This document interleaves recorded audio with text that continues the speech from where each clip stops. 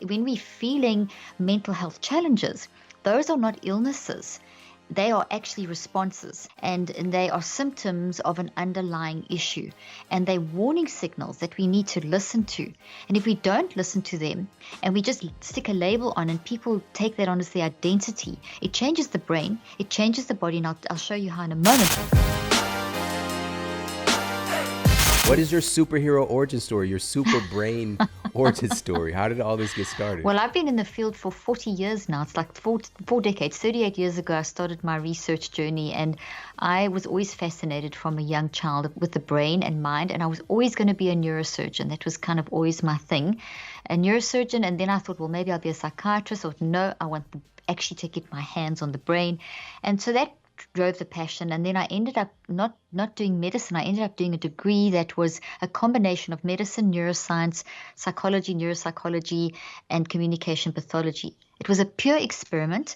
It was the first time they'd ever done it. They took a 7-year degree and they squashed it into 4 years. And they thought, okay, let's see if we can train up a different kind of group of people. And there's only of us, I think 60 of us qualified in the world with that degree. And then they stopped it because the dropout rate was too high, because it was too demanding. Now, I say that to say that at the time I hated it, because we worked 7 days a week. We had no weekends. We were in the hospital, in clinics, in neuroscience lectures. We were doing 2 years. We did 2 full years of medicine. It was so demanding. But I am so grateful now, because that launched me into my honors, my master's, my PhD in understanding mind and brain, and understanding the difference and the relationship, and how the mind changes the brain, neuroplasticity, and how the mind influences not just the brain, but every cell of the body. And then the feedback loop between them, and just the power that we have over mind. So that journey is, and then, when I was in my early years studying, I remember talking to some of my professors, because in the 80s, and you may remember, may not be aware of this, but for example, Daniel Amen, who we both know, he's about 10 years older than what I am, and he was studying kind of over the same time period. So both of us were trained in that the brain couldn't change. So I was getting scientific lectures from my neuroscientist lectures saying that the brain can't change. And I had one neuroscience lecturer who said, I think this is wrong. And that just stimulated me. And so I started doing research showing that the mind is different from the brain, and that if you deliberately and intentionally use the mind, you can change the brain. And a lot of my professors told me that's a ridiculous question. In fact, I did a TED talk on this, and I showed, I said, okay, well, that's all I need is for someone to give me that kind of challenge. And I'll show how not ridiculous this is, because we keep changing as humans. So obviously, if we're changing and growing, it's logical. So I worked with traumatic brain injured patients. I decided to start there.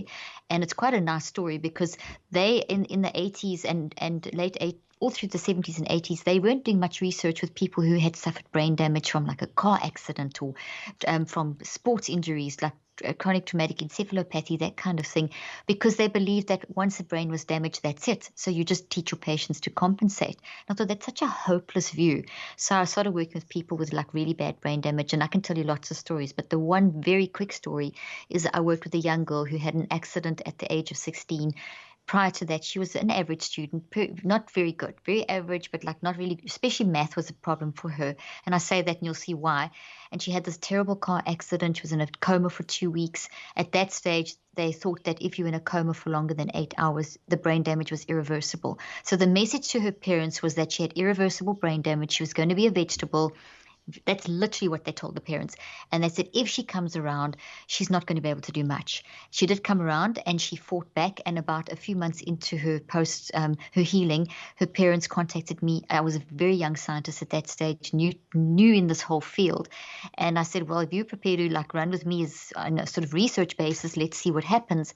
And within 8 months, this young girl, peer group, was in 12th grade. She wanted to get back to 12th grade and finish school. She had lost nearly 15 months or something. It's sort of almost a year of time, and she couldn't even cope on a second grade level. So we had 8 months to basically get her up to 12th grade and get her through 12th grade, which was literally an impossible task. I had no idea where it was going to go. She did it in 8 months using the systems that I developed, which I have refined over the last 38 years, and the most updated versions in this new book. This young girl applied these techniques. She worked with me, but she worked with me, but she worked. So I can facilitate. We can't fix someone. So it's very key is a person actually doing the work, applying the system. And she went and finished school. Not only finished school, but her mathematical scores were genius level. When we did her IQ post trauma, so at the end of her school career, when she with brain damage, which was healing, she had a higher IQ. In fact, they said she's off the charts, that she'd become a genius. And if you looked at her other IQ, her previous IQs, she was pretty much very average. So here is evidence, and then of someone who was an average student, kind of, and how with damage overcame the damage with mind and ended up being a phenomenal scholar, going on to get degrees. And she's one of thousands. And now we reach millions and we get these stories. I don't even work directly with all the millions, obviously, but the stories that we get back. And over my career of 38 years, the trajectory of my career, and in 25 years in clinical practice, and worked with thousands in research, we've seen this happening all the time. You get your mind right, you can overcome the traumas, the learning disabilities, the brain damage, etc., etc. So that's a long answer, Shawn. Thank you for giving me time to answer in such a long way. That's what we got you here. That's so powerful. That is so powerful. This is the reason that I'm so excited to talk with you. Thank you. Absolutely, like really, getting this truly. So many people. There's this concept of like having arrows in your back because you're heading the charge. You're going out and doing this before anybody else is even accepting it as possible. And then having colleagues saying you're crazy, all this stuff. But then, having the proof. And by the way, so early on, even when I was in school, it was still largely held belief that the brain really can't change much. Once you get brain damage, or once the decline, it's only decline. Mm-hmm. There's nothing else. But then the concept of plasticity began to came up, and also now neurogenesis. Exactly. Really being at the forefront. So, and here's the thing, though, is that, and it takes way too long for us to have proof for it to be used in clinical practice, to become accepted as true. Exactly. And that's one of the big issues with the system. And this is why I want to ask you about this next up, which is obviously mental health struggles and just that label. You talk about how, and this is one of the first things you cover in the book, how mental health struggles are not your identity. Yes. Can you extrapolate that a little bit? Absolutely. And I'm so glad you've asked that, because I watched this over my 38-year career, going from funnily enough, in the early 80s, where we thought the brain couldn't change. We had a better approach with mental health than we have now, where we know the brain can change. And I did some of the first neuroplasticity research in the world in my field in the 80s. And that was that time when I was told it was ridiculous. And it was only the mid-90s that people actually accepted that the brain could change. So it just shows you how recent it is. And so clinically, it's affected how people practice. So I've watched people going from having a holistic approach, looking at the person in context, their whole story, if someone's battling with whatever they're battling with, and also separating out things like, kind of looking at the whole person. So if you're battling with learning and you're battling with emotions, what happened? Not just lumping a label on because of the symptom. It was never, you're battling with learning, you're battling with behavioral issues, and you're feeling very depressed. Okay, so you're clinically depressed, you have a learning disability, here's the medication. That's today. Then it was a narrative of, okay, well, let's look at the whole story. Let's bring in the whole team. What happened to you? How can we address that backstory? And that changed over the last 38 years with the advances of our understanding of the human brain, which we needed. With the advances in brain science, technology, medicine, this has taken us leaps into the future. But we've paid a huge price, and I talk about that in the book too. And that huge price is that we've forgotten about the narrative of the person. And there's very few clinicians and people in the field, and I mean, Daniel, and myself and a few others are like, there's honestly, there's more now. But at one stage, there was, the going belief is that if you have depression, it's considered something like diabetes, and there's a chemical imbalance. And I mean, none of this is scientific. None of it's been proven. All of it is looking for some sort of neurobiological correlate that caused this depression. So it's like you've got this this brain disease and that's why you're depressed. No, you don't have a brain disease and that's making you depressed. You can have one and that can contribute, and there could be a tumor or something like that.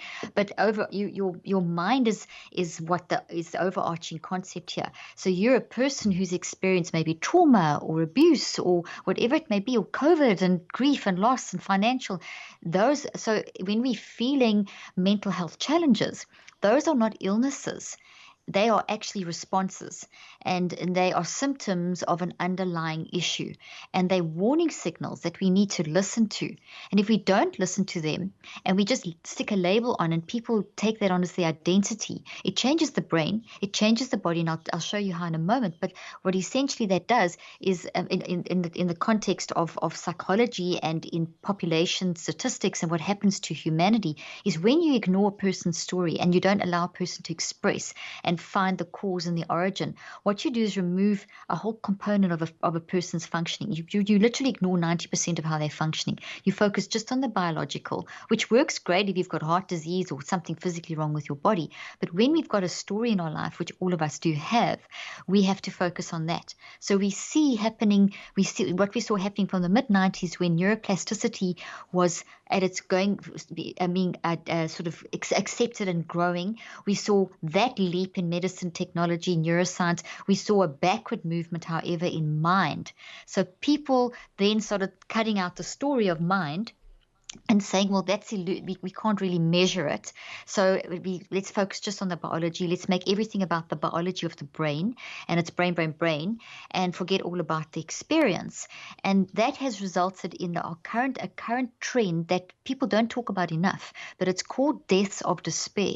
And what is happening now in our current age in 2021, and it started in 96 and it peaked, it was really identified between 14 and 15, and it's a massive problem currently, and that is that people are dying 8 to 25 years younger than they should from preventable lifestyle diseases and disorders.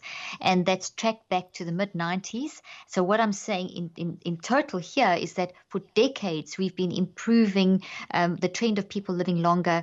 For decades people have been living longer because of advances, but that reversed in the mid-90s, and by the mid-2000s it was solid in science. So people are dying younger than they should with advances. There's a paradox, and we have to ask ourselves, how can that happen? It's contradictory. It doesn't work, but it is. And it's happening because of preventable stuff, preventable lifestyle diseases. So when we think of lifestyle, we think of food and diet and exercise, and stress management, and it's kind of a little category popped in there. But actually each one of those things is driven by mind. So we've got to relook at the whole concept. It's not that mind is just part of a list of things. Mind is driving all those things. Your mind never stops for 3 seconds. We can go without food for 3 weeks. We can go without water for 3 days. We can go without oxygen for 3 minutes. We don't even go 3 seconds without our mind working. Your mind is the source of everything. So your mind is the source of what you choose to eat and the nutritional benefit you get from what you're eating. You can lose up to 80% of the nutritional benefit just by being in a toxic, unforgiving, or bitter or angry state, which affects your pancreas, for example, and it doesn't secrete neuropeptides that you should have. And there's a whole bunch of stuff. So your mind is driving your digestive system. Your mind drives the benefit that you get down to the level of your DNA out of exercise. Your mind is driving how you manage that next argument, that next podcast, that next interaction, that response to the news. Your mind is always working. So if we don't deal with mind, or we eliminate mind and just try and label people from a symptom, we are going to land up with what we have, people dying younger than they should. And mankind advancing with technology, but going backwards with who we are as humans. And that's where we are currently. And then COVID hit. That was already happening. And then COVID hit. Right. And COVID is forcing us to, it has added to the problem, but it's also forcing us to shift. And it's going to bring us back to the 70s and 80s and 50s and 60s, where we started looking at the human again. So it's had a very negative effect and a very positive effect. And not many people talk about the positive effect. So in conclusion to that question, was a long answer. When you identify if someone says you have clinical depression from a list of symptoms, and they diagnose, so symptom, 15 minutes, diagnosis, label, medication, or maybe a bit of therapy, or maybe a bit of both, you immediately change the way that your brain functions. You start your frontal, just going to give you simple versions. For example, your frontal lobe, as soon as you get that kind of negative label, you get less oxygen and blood flow to the front of your brain, literally immediately. Your identity gets stuck in being in a very negative identity. So you have that creates imbalance between the two sides of the brain. So identifying with a toxic label that doesn't actually make sense will affect the functionality of your ability to make decisions and think with cognitive flexibility, and right down to the level of impacting intelligence. And I show that in my research. When you actually show a person how to shift their identity and not see themselves as a label. So instead of saying, I am depressed, like that's me, I've got clinical depression, you rather say to help them to see, empower them to see that, no, you aren't depression. You're experiencing depression, which is totally okay, totally understandable. And if you grab that depression and look at it, you'll find a message in the depression. You are simply responding in a normal way to an adverse circumstance. When you change that, you change everything about the brain, the body, right down to the level of the telomeres. So there's another long answer. Yeah, so good. I'm loving this so much. And even just tickling with the telomeres there at the end is Particularly with so the good. telomeres. Now, this is one of the most powerful things I've continued to reiterate for years, just because, again, the data exists. Every thought that we have creates correlating chemistry in our body. Yes. So when you're talking about mind creates your brain, mind creates your body. But with that said, one of the most powerful things that we do, but often unconsciously do, is we accept these labels. And there's this, it's kind of a personal development statement, but there's science behind it. When you label me, you negate me. Exactly. Right? When you Beautiful. label me, you negate me. And we literally are changing. And by the way, if you guys aren't watching the video version and seeing Dr. Leaf picking up the brain and pointing to the different regions, make sure to check the video out. Super cute. That's a nice brain, It by is the a way. nice brain. I And like it too. I have a few in here, and there's another one in here. There's a body with a brain. I love brains. They're all over my office. she's got brains everywhere. So here's the thing, though, is that when we subscribe to a label, it's changing our chemistry, it's changing our biology. And so once we take that on, and by the way, the label, and I love the fact that you point to data. Like and I love this repeatedly. You're just look at the results. We have more antidepressants and antipsychotics than ever before, yet they haven't reduced the prevalence Not of any of these mental health issues at They've all. made them Something is worse. clearly They've wrong. made them worse. Yeah. We have a worse problem. I didn't mean to interrupt you. I apologize. But No, we have please. a worse problem now than we had when in the late 80s, well, sort of mid 80s was when Prozac was released, and it was in the 50s that the first antipsychotic was discovered by mistake. They basically, as all psychotropics are anesthetics. They're versions of anesthetics, so they basically numb the brain. So we're sitting now as part of the reason why people are dying 18 to 25 years younger. Part of it is not helping people manage mind, just stuffing down the symptoms with a drug. And those drugs change the brain. They're psychoactive, which means that they alter the brain chemistry, and not in a good way. And yes, maybe someone is having a complete psychotic break and they're danger to themselves, and they may need to be sedated for a 24-hour period, or just for it, like you have surgery, you have an anesthetic. You have it for that need. But it's not, these drugs should not be used beyond a need. They're not fixing a problem. But what they've done is they've created a problem. So Shawn, what we're sitting with now is not just the normal mental health issues that people just have. If you're a human and you're alive, your mind's a mess. That's why I called my book Cleaning Up the Mental Mess. So there's no one's exempt. We've got to stop thinking that mental health affects them and not me. If you're human, you're experiencing adversity, up and down, good and bad, you're in a mental mess a lot of your day, and we need to manage it.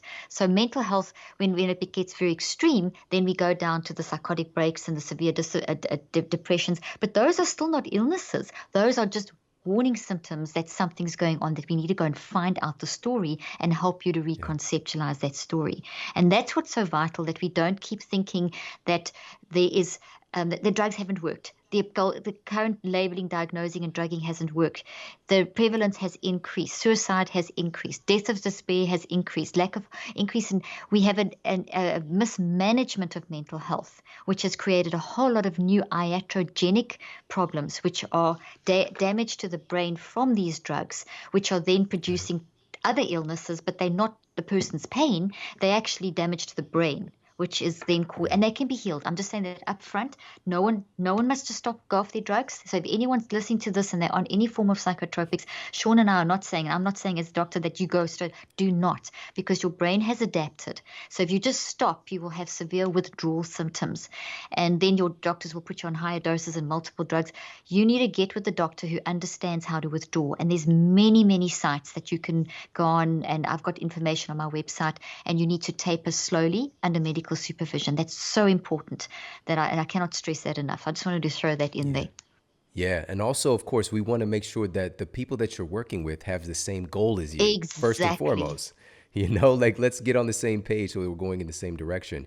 And something really powerful just came up is that truly the problem is that the problem is not a problem in the way that it's written Very for good. us, right? We Very think good. that these diagnoses, like there's something wrong with you, instead of understanding, no, this is a part It's of normal. the human experience. So Exactly. when I'm experiencing anxiety, it is literally it is feedback. It's giving me data that there's something that I need to address, rather than let's suppress that calling from our body. And by the way, before we even get into that deeper, you've said this multiple times, but I want to help people to understand a little bit deeper, because we tend to think mind and brain are the same thing. So can you reference that distinction for us? So important to understand the mind-brain difference. And it's very understandable that we don't understand it, because mind is considered the hard question of science, and it's not the hard question of science. It's the most obvious question. And why? Because of the example I gave you earlier on. You don't even go 3 seconds without thinking. Your mind is always working. It works 24/7, and it's always on the go. So when you're awake, you have your conscious and your non-conscious mind working, and when you're asleep, you have your non-conscious mind working, and then also you have a subconscious mind. But before I touch those divisions, let's talk about then what is the brain. Well, the brain is not the mind. It's physical. It's a physical substance. So if I was holding a real human brain, or I had someone's brain who was sitting here and I took their brain out their head, which I would not do, and I was holding a brain in my hand that was real and alive, we could stare at that brain all day long, Shawn. It would never do anything. So why do I say that? Because we're told in the media, from the doctors, a lot of the psychiatrists, that your brain produces your mind, that your brain's generating your thoughts, that your thoughts are coming from your brain. They're not at all. There's a whole different pathway. Your thoughts are not coming from your brain. Your thoughts are built into your brain, but by another force, and that's your mind. So your mind is separate from the brain, but inseparable. The mind has to have the physical brain to express itself, and the mind also needs the body. So the mind needs the brain and the body in order to express itself, in other words, to express you. So mind is a gravitational force. We can use quantum physics and classical physics to understand it. It's very complicated, but there's been Nobel Prize winning work done on the gravitational fields that we immersed in, and the gravitational fields inside of us, and the quantum fields and electromagnetic fields inside of us. So one of the easiest ways to understand the separation is to think back to school. When we were at school, when your kids are at school, and they gave us a piece of white paper, and then they put iron filings on it. Do you remember, like, having a piece of white paper with a bunch of iron, and this blob of all these iron filings?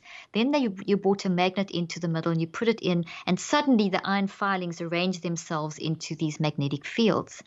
Now, that is a great analogy for mind-brain. Think of the brain as the magnet, and think of the mind as the iron filings, but also the iron filings are still substance, but think of the patterns, that what is causing the iron filings to go into those patterns. That's an electromagnetic force. That's what the mind is like. So the mind is influencing the iron filings. It's influencing, and the iron filings could be you could see those as your thoughts that are inside the brain, and the magnet is the brain. So the physical has to get a reaction out of it, you need the mind. If you're dead, there's no mind, so there's no reaction in the brain. There's nothing happening in the body. But when you're alive, the patterns there, the electromagnetic forces are there. So you and I are generating electromagnetic fields as we speak. The words that I'm speaking are coming from thoughts that are physically built into my brain of all these years of research and everything I know about the field. And as we're conversing, what you know about the field is popping up from thoughts in your brain. But they didn't just get there. They weren't just there. You built them. So you as a human, you, Shawn, went through life and you went to school and you went through life and you got married and had kids and you've run businesses. All of those are day-to-day experiences that you've processed through your mind, this force, and then it's been built, and then as that the life is experienced through the force, that gravitational field, and that then goes through your brain and is transformed into thoughts that look like trees. So right now, as you are listening to me at 400 billion actions per second, you and the listeners and viewers are taking my words, and if you're looking at these, if you're just listening, you're hearing, if you're listening and seeing, you've got sound waves and electromagnetic light waves, you're taking those, and what is you? You is mind. You are thinking, feeling, and choosing in response to what I'm saying. So mind, if you want a definition of mind, it's this gravitational field. That's the sciencey stuff, this quantum field. Psychologically, the mind is how you think, how you feel, and how you choose. So as you think, which you're always doing, you will always feel. You never think in isolation. As soon as you're thinking, you're feeling. And as soon as you're thinking and feeling, you're choosing. So it's think, feel, choose, think, feel, choose, think, feel, choose. We're doing that in cycles of like these sort of 5-step cycles on an unconscious level at 400 billion actions per second. And that's what you guys are doing right now. And that then generates this energy through the brain, and the brain responds electromagnetically, chemically, neurochemically, and genetically, and on a quantum level. And genetically is kind of that switch that switches on and it creates. So you are when the gene is activated, so as you think, feel, choose, it whooshes through the brain, electromagnetic, chemical response, and then there's like the last response is genetic, and that genetic response then builds proteins, and the proteins look like they cluster together and make branches, and my words are vibrations in those proteins. At this point, you've grown about 200 branches, but you first grew roots. So as you introduced me, you sowed the seed that formed the roots of something about mind, brain, and our discussion, and the kids, and your daughter, so those are the roots. And as I'm speaking, I mean, as you were talking, and you grew a tree trunk, which is, I'm going to learn about my mind, and then the branches are your behaviors and emotions related. So the roots, the origin story. And as we're talking, we're growing more roots. The tree trunk's getting thicker. We're adding more branches with the data and the emotions, more information, more thicker tree trunk, increasing perspective, improving perspective. You're getting and more. And that's a thought. That's what you're doing at 400 billion actions, and that's in your brain. And we have trillions upon trillions upon trillions of these. You never run out of space in the brain. These are dynamic. They're organic. They're always changing. So today we're having a discussion, and I have already learned new stuff about my own work. So this stuff came up, and I grew more information. You grew more information. You know about the brain, so do I. But this discussion is enriching so we're growing more branches. You learn to drive. You grow the roots, and you grow a thought of driving. Every time you get in the car, you grow more branches. It's experience. So your brain is constantly getting stuff built into it. So your brain is a responder, not a generator. And that's really what we need to see. It's a responder. So if it's damaged and not looked after, and this is really a huge part of what you do as well, you teach people how to, eat, and also you work on thinking and exercise healthy. I mean, I've got your book, which I'm interviewing you about soon. Really amazing stuff. I love your work. Really, I also love your work. You're teaching people to keep this organ healthy and this body healthy, because the mind has to use this to be able to work. So if it's not working very well, then we have this fogginess. We have like driving through snowstorm without windscreen wipers. So we're dealing with damaged goods. So you want your body and physical health. So you have to look after that. But that's a mind decision to look after that. So they can get your book, they can get my book, and it just sits on their shelf. Or you can actually study my book, study your stuff, and I teach you how to study it. There's a whole chapter on how can you get information in your head and apply it. That's a decision of your mind. Studying means I'm going to think, feel, and choose and learn this information and build trees in my brain of how to eat smarter, of how to clean up your mental mess. So everything's mind. So mind is that force that creates the iron filings, or it's the force that creates the memories in the brain, these protein trees in the brain. And Shawn does one more thing. It does a lot more things. But when you build a thought, not only do you build trees in your brain, but you also have 37 to 100 trillion cells in your brain and body. As you guys are listening to me now, you're building this tree in your brain, a thought with could be, as I said, there's 200, 300, 400. By the end of this conversation, you'll have probably a couple of thousand branches and roots on this thought. So it's one thought made of multiple memories. Like a tree is made of branches, a thought is made of memories. So what's a memory? The branches on the thought. So each thought is a concept with multiple memories. So we build that in our brain. And that whole concept also goes into the DNA of every single cell. How that works, we're still trying to understand. But those tiny little DNA strands also store the thoughts. So whatever's in your brain is also in every cell of your body, which is phenomenal. And that is why we experience, like PTSD is the most obvious thing to recall, that a trauma happens and whatever, and you recall the trauma and it may be years later, but that trauma as it comes up, that trauma then you recall that whole sensation inside of your body. And that's because you are calling that it's the physical inside of your body. You can experience something and you could, let's say that you've been bullied by someone and that day you're very fluey. And now it's years later and you built a toxic thought. So got this little tree to show, it's the living dead. It's like Game of Thrones. It's the living dead. This is real, but it's toxic. And if you don't deal with it and you've suppressed it, this memory's in your brain and your body and your mind, 3 places. So it's in the gravitational field. So that's why you feel it and you experience this like a photon effect that Einstein spoke about. It's in your brain and it's in your body. So when you recall it, you're going to the data comes back, the emotions come back, the feelings come back, the total narrative comes back through your mind, and that's why it's so overwhelming. And that's why these have to be suppressed these have to be dealt with, not suppressed, because they cause brain damage, like envy, jealousy that we spoke about in the beginning. So I hope that I know it's hard to understand, but think of mind as physical. Just step out of the paradigm that you've had for years where mind and brain have been used interchangeably and see them as separate but inseparable. This thing can do nothing without your mind. Your mind is you, your unique thinking, feeling, choosing, which happens at 400 billion actions and faster on a non-conscious level. On a conscious level, it's at about 2,000 actions. We are aware of it every 10 seconds. So we can be aware of our mind, of how we're thinking and feeling and choosing every 10 seconds, which is how we learn to self-regulate. So I dropped a loaded bomb there. You might want to unpack that.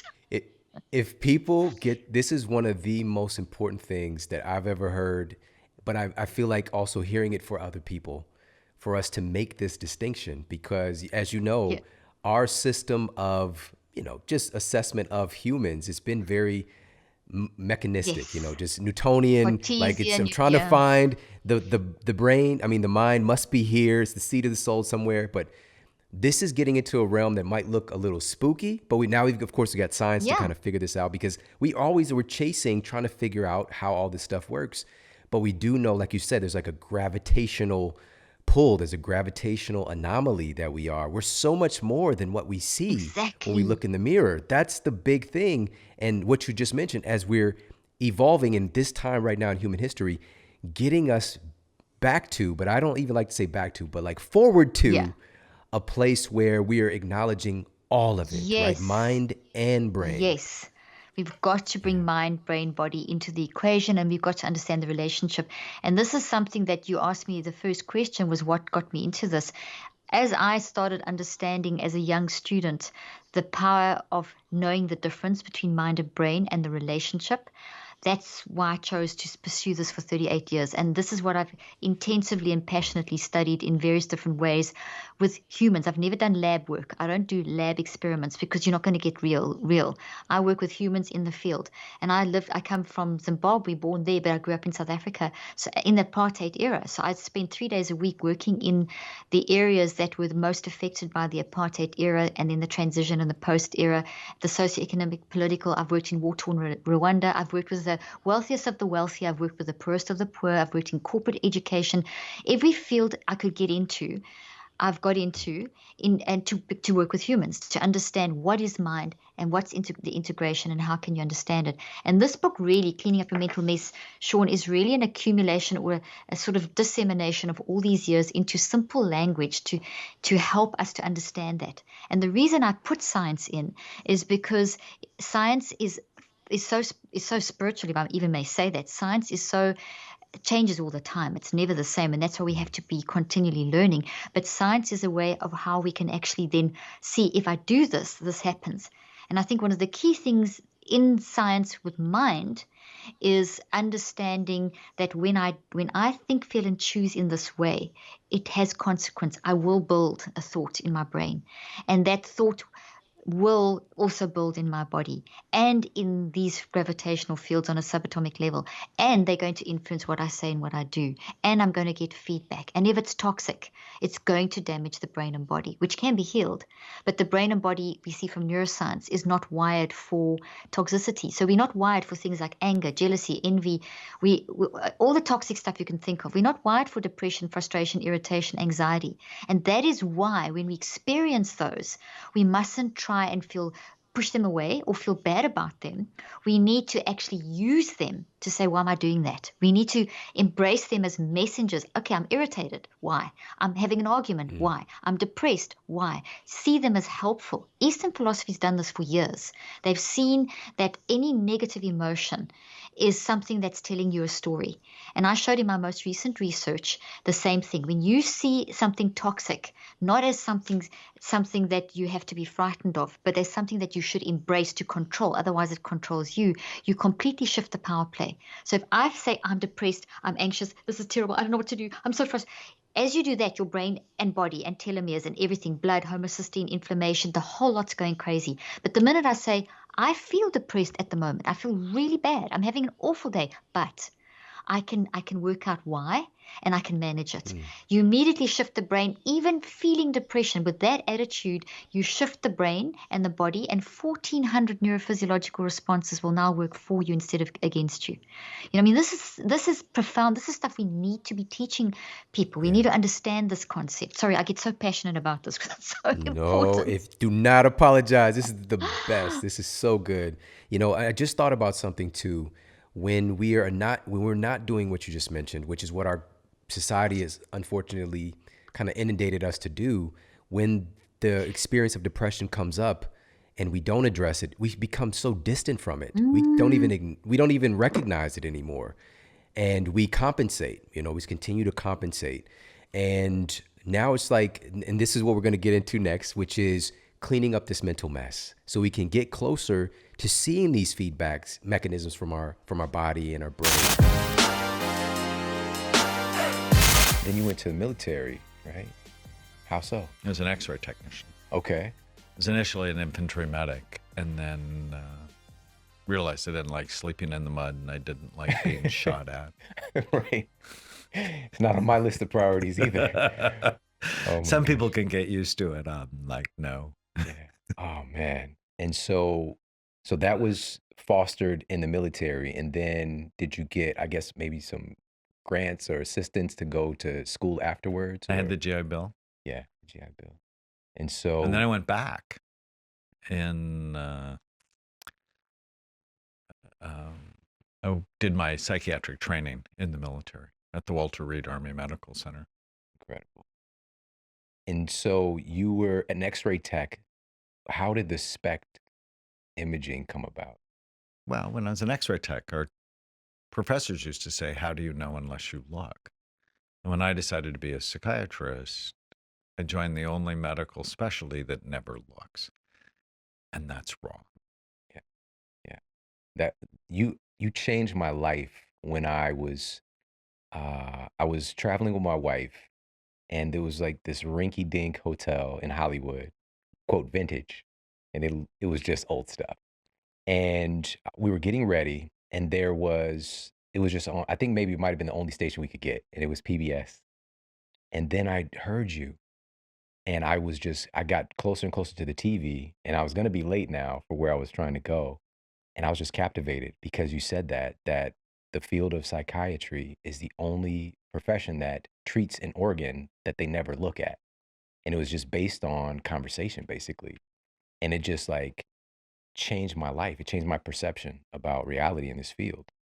And I love the fact that in this book, you are very adamant and justifiably so about changing the conversation from mental illness and psychiatric disorders to brain health. So can you talk a little bit about that? Why is that so important to us? When I decided to become a psychiatrist, I hated the term mental illness because I thought it's so bad that nobody would want it. It's like you lose your mind, and it completely ignores the organ of behavior, which is the brain. And when I started looking at the brain, I'm like, oh, these aren't mental, they're brain. And when you get your brain right, your mind follows. Mm. And then I had this great case early on when I started imaging. He called himself the anger broker of the Sacramento Valley. And I saw him after he got out of a psychiatric hospital for a suicide attempt. His wife left him because he was abusive, and he was mean to me, he was mean to my staff. And I just started scanning people. And I told him on my third visit, I'm like, you need to go get scanned and you have to pay for it because I'm not going to treat you unless I understand what's going on, because I need to get you better quickly because you're mean. And I don't like people being mean to my staff. It's like these people are my family. And he went and he had damage to the left side of his brain. And I'm like, did you ever have a brain injury? And he said, no. And I learned quickly, are you sure? And so I asked him 10 times. And riding a bicycle down the Rocky Mountains, he crashed and broke his helmet on the left side. And I'm like, oh. And I put him on a combination of medicines targeted to his brain. And within 3 months, he's the nicest person. I mean, he brings flowers to my staff. He's bringing candy before I knew that was really a weapon of mass destruction. But get your brain right and you're kinder. You're more loving, you're more thoughtful. So his wife had no idea. She just thought he was dealing with a jerk when he was brain damaged. And when I got his brain better, he was more loving, more thoughtful. And so I'm opposed to the whole, you have a mental illness. What the hell does that mean? It's like you have a brain illness, and if I get your brain better, you're better. Yeah, yeah.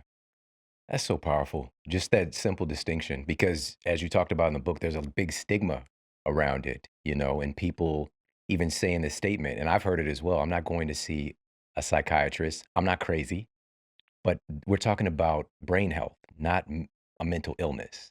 And we might wonder, well, let's talk about trauma, because a lot of times if we dig around, even me, I've got a big scar on the back of my head from, a little tussle when I was a kid. And that could be a causative factor for a brain issue. Folk, like falling off a bike or smaller things, even childbirth potentially. Am I right? Childbirth. I mean, the day you're born is one of the riskiest days of your life. 3% of children have problems with that. And if you were born with the cord wrapped around your neck or your APGAR scores aren't good, your brain is the most oxygen hungry organ in the body. It's 2% of your body's weight for most people, but it uses 20 to 30% of the calories you consume, of the blood flow, of the oxygen. And any deprivation state can give you learning problems, can give you ADHD, can give you emotional problems. And people aren't thinking about it because they don't look. They look at your behavior. So I'm also a child psychiatrist. And during my training, no one ever talked to us about the brain. That's insane. It's insane, totally insane. And so I just want to plant that seed for people, for parents, for other family members, for yourself, that, and adult ADHD is a big growing thing today as well.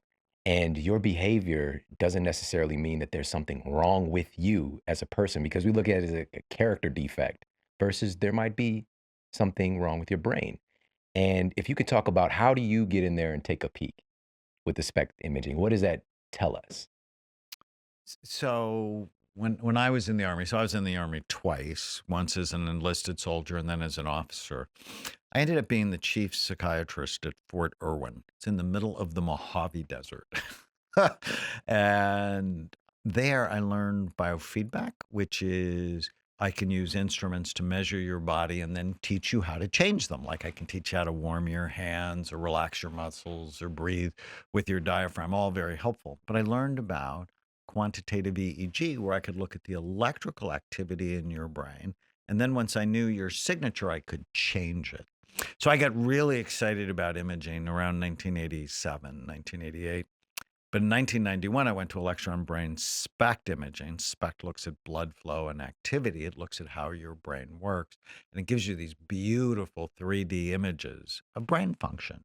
And so I just got obsessed with it. And I really literally started scanning everybody I knew because I came to realize, how the heck do I know what's going on in your brain unless I look at it?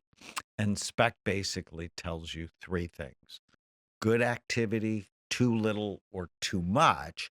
And then my job becomes balancing your brain, because if it's working too hard, you want to calm it down. If it works too hard, you can be anxious, you can be irritable, you can be rigid and inflexible. And if things don't go your way, you get upset.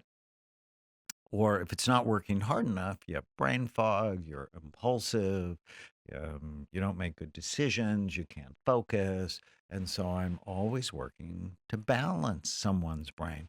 But I want the image. I mean, I'm treating this one woman and I just adore her. And her brain was a disaster when I met her because she grew up around a toxic chemical plant. And yes, she had emotional trauma. And yes, there was psychological work to do. But imagine it like hardware and software. If the hardware doesn't work right in a computer, you can't program it. And so she had been going to therapy forever, but it wasn't taking because she didn't have the hardware, the brain function to take care of it. So using things like hyperbaric oxygen and supplements and really working on getting the organ healthy then gave her the opportunity that psychotherapy would have a lasting positive impact for her. So I'm never opposed to psychotherapy. I'm not opposed to psychiatric drugs. I'm just opposed to doing all of that in the dark and calling it a mental illness that shames people. So when I told my dad in 1979 I wanted to be a psychiatrist, he asked me why I didn't want to be a real doctor, why I wanted to be a nut doctor and hang out with nuts all day long. And my dad would never get Father of the Year award. Um, but 40 years later, I sort of get why he said that, because we don't act like real doctors. I mean, I do know of any medical specialist that never looks at the organ they treat, and they end up putting you on powerful medications in the dark. So I'm in a new docu-series with Justin Bieber. So he has a new series on YouTube Yep, called yeah. Seasons, Yeah. and I'm in episode 5 as his brain health doctor. So I've been a psychiatrist for 5 years. And when he first came to me, another doctor diagnosed him with bipolar disorder and put him on lithium. And when I looked at him, I'm like, he doesn't have bipolar disorder. His brain's sleepy. He has terrible ADD, and he has a left temporal lobe problem. And it came out that he also had an infection like Lyme that was attacking his brain. And so if you don't really see the big picture, easy, especially for someone like Justin, to call him bad, to call him spoiled, and you do that with rock stars. But he's not bad. He was damaged. And through the program, he's just better than he's ever been. You know, true story. I was watching Seasons last night for the first time, and I didn't know that there was this connection. And you can see also the change in his demeanor, in his communication, in his behavior. And we just attributed to, oh, he's just maturing, but he was actually getting his brain healthy. That's Oh no, amazing. the darkness that that poor boy went through. And And often the issues we have, they're not ours. They're our parents or our grandparents. He Mother was a single mother when she got pregnant with him, and she went to live at the Salvation Army because the grandparents were pretty unhappy with her. Um, and she was a child when she had him, and she was in a conflicted relationship with the dad. So he's basically born in stress hormones. And then he played hockey. There were concussions. There's early drug use. I mean, from a brain health perspective, it's a disaster. And fame wears out the pleasure centers in the Oh yeah. brain, Yeah. which puts people at risk for substance abuse and high risk behaviors. So, yes, it's taken a while to get him back, but it's possible. I mean, how exciting is that? That you're not stuck with the brain you have. And I have 5 of his scans, and you could just see them progressively get better. And you've done that for so many people, and it's just so amazing. Something really cool in the book, and I was pleasantly surprised to see it in there. You took us through a brief history of the field of psychiatry and where we're at today with SPECT imaging, but you went back and talked a little bit about ancient civilizations' approach to this, up to Hippocrates and beyond. Can we just go through like a little brief, like where did this start in the beginning? It was like spirits and drilling holes in people's heads. So actually, chapter 1, I really like chapter 1 because I talk about this boy, Jared, who was just a mess, hyperactive, restless, impulsive, aggressive. The doctor put him on 5 medications. They all made him worse. And then we came and he had a pattern that didn't respond to those medicines. And on supplements and lifestyle changes, he got his life back. And now he's been on the honor roll for like 10 years. Um, and so I imagined, well, how would we have treated him throughout history? So in ancient civilization 6,000 years ago, they very well may have drilled a hole in his skull to let out the evil spirits, something called trepanation. 400 BC, Hippocrates, who got it mostly right. He would have changed his diet, got him to exercise, put him with inspiring teachers, got him a job that fit his restless nature. And then they would have bled him to release the excessive fluids in his body. Okay, so I don't like the bleeding part. And And Hippocrates really like was one of the first people, if not the first, to really highlight how important the brain is. yes, along with lifestyle changes. That, right? If you're depressed, take a walk. If you're still depressed, take another walk. And what we know head to head against antidepressants, exercise is equally effective. Think about that. And then in the Middle Ages, odds are they would have put Jared in an asylum and beaten him, trying to, get rid of the evil spirits. They'd have prayed the devil out of him. Um, in the 18th and 19th centuries, they would have placed him under suspicion in the eugenics program and his family under suspicion, going, there's something the matter with his genes. We need to get him out of the gene pool. So they may have sterilized him. This was actually started in the United States and was the precursor for Nazi atrocities. In the 20th century, Freud would have put him on the couch 4 or 5 times a week, talking about his internal conflicts, especially his relationship with his mother, who was very stressed when she first came to see us. I mean, if you don't really understand that insanity really is hereditary, that you get it from your children, right? When you have children, well, you're a parent, so when your children aren't right, it can make you more irritable, more anxious, more temperamental. And Freud would have talked about his relationship with his mother, but it wouldn't have worked because it's a brain health issue. And I talk in the book about ECT and prefrontal lobotomies, and Jared probably would have had all of those at different stages in time. And then now it's the 15-minute med check. It's the doctor will talk to you for an hour based on your symptoms. You have ADD, you have bipolar disorder, you have depression, you have a personality disorder, and then just start drugging you. and with no biological information. And it's like, who acts like that? Right? I mean, psychiatrists, we are medical doctors and we should be better. Yeah, yeah. It's This has scary. not gotten me a lot of friends. But the right friends though, the right friends and the impact, and it's amazing. I think you're getting close to 200,000 scans. Incredible. I mean, it's by far the biggest database, but it's really, again, shifting the conversation. You're in a position where you can shift the conversation and say mental illness and the stigma attached to that, psychiatric disorders, the stigma attached to that, it's brain health. That's what we need to move the conversation to. That's what we need to talk about. And one of the things that you highlight in the book are personality types. Like, what is your brain's personality type? Can you talk a little bit about that? Well, one of the first things I learned is everybody's brain's different. Mhm. And my first book on types was on ADD. It's like ADD is not one thing, it's 7 things. Stop calling it one thing because stimulants help 2 of the 7 types and they make 5 of the 7 types worse. And then I wrote a book called Change Your Brain, Change Your Body, which was a big bestseller. And I'm like, obesity is not one thing.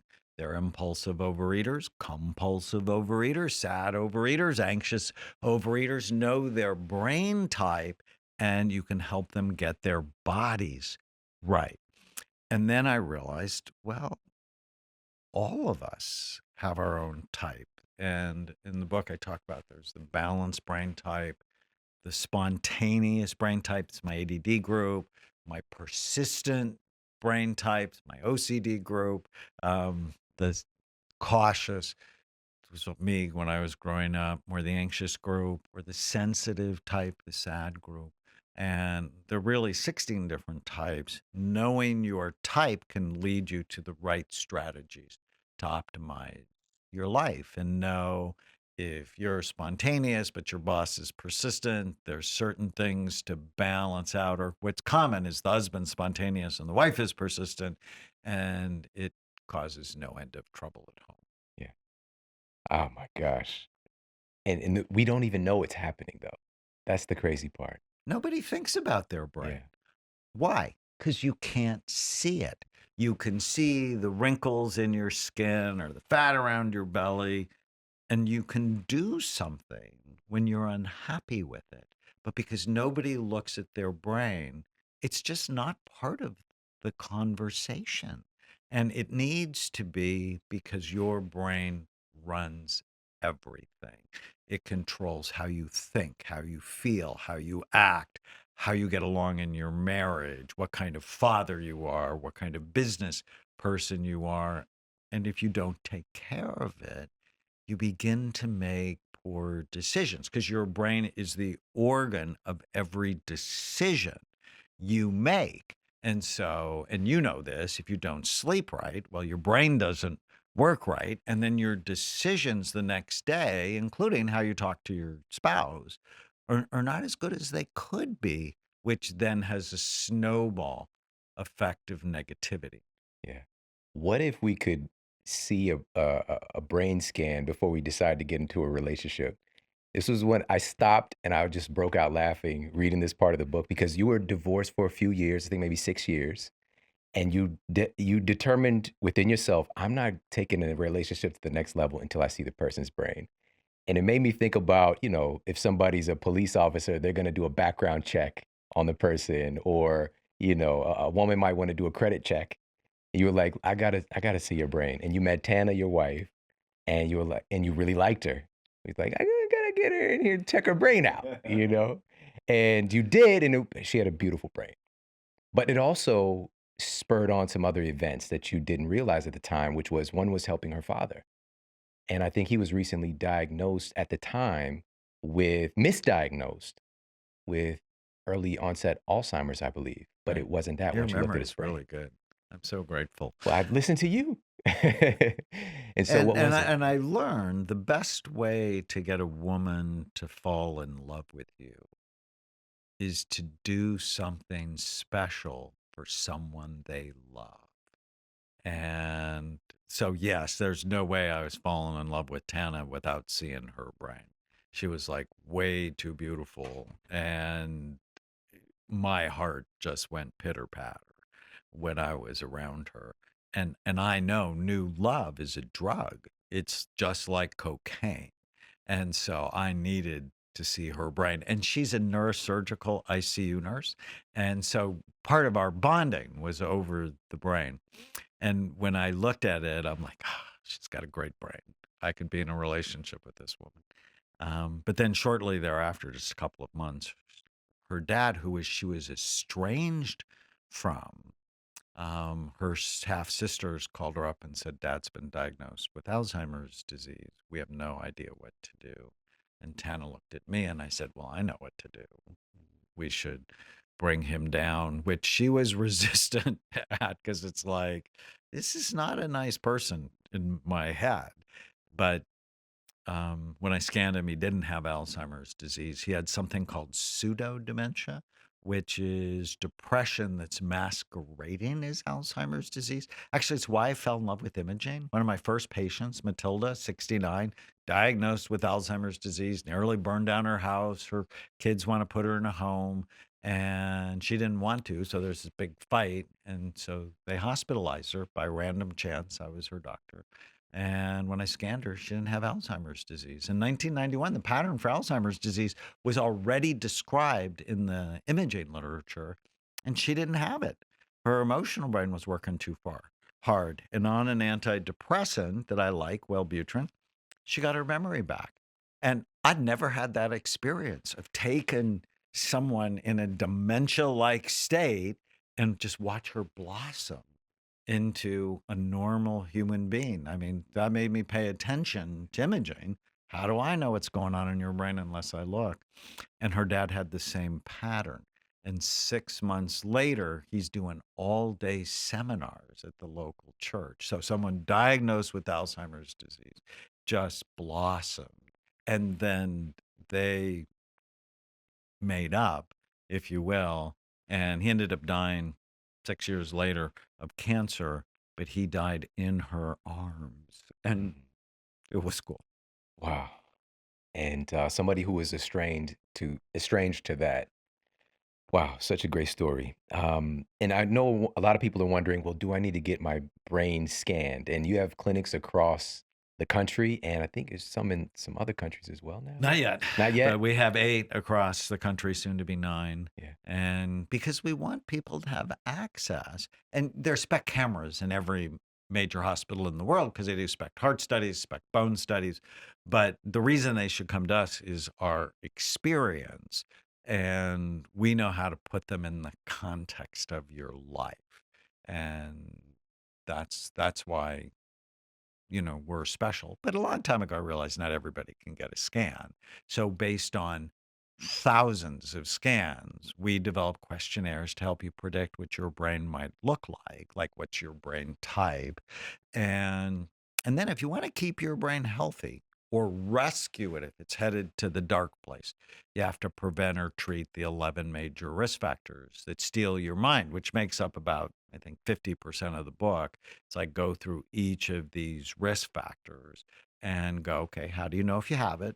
And what do you do about it? Yeah. That's what I love about the book too, is again, we might not have access to getting a scan done at this time, but you're just like, forget that. Not literally, you want to remember, but you've put together this protocol, the Bright Minds, and are targeting these specific things that you know are proven to work. Again, tens of thousands of patients, hundreds of thousands of scans almost. I think you're getting close to 200,000. And this, for me, was really eye-opening because it's so simple, but I think we overlook so many pieces of this. So I want to go through some of these, and this is an acronym, Bright Minds. And the first one, the B, is blood flow. And that's something that you can actually take a peek at and see where the circulation is happening in the brain. Yeah, and SPECT is a study that looks at blood flow and activity. And so why is blood important? It brings nutrients, but equally important, it takes away toxins. So if you don't have healthy blood flow to your brain or any organ, really, it prematurely ages that organ because it can't get rid of the toxins. And so So how do you know if you have low blood flow to your brain if you don't get a scan?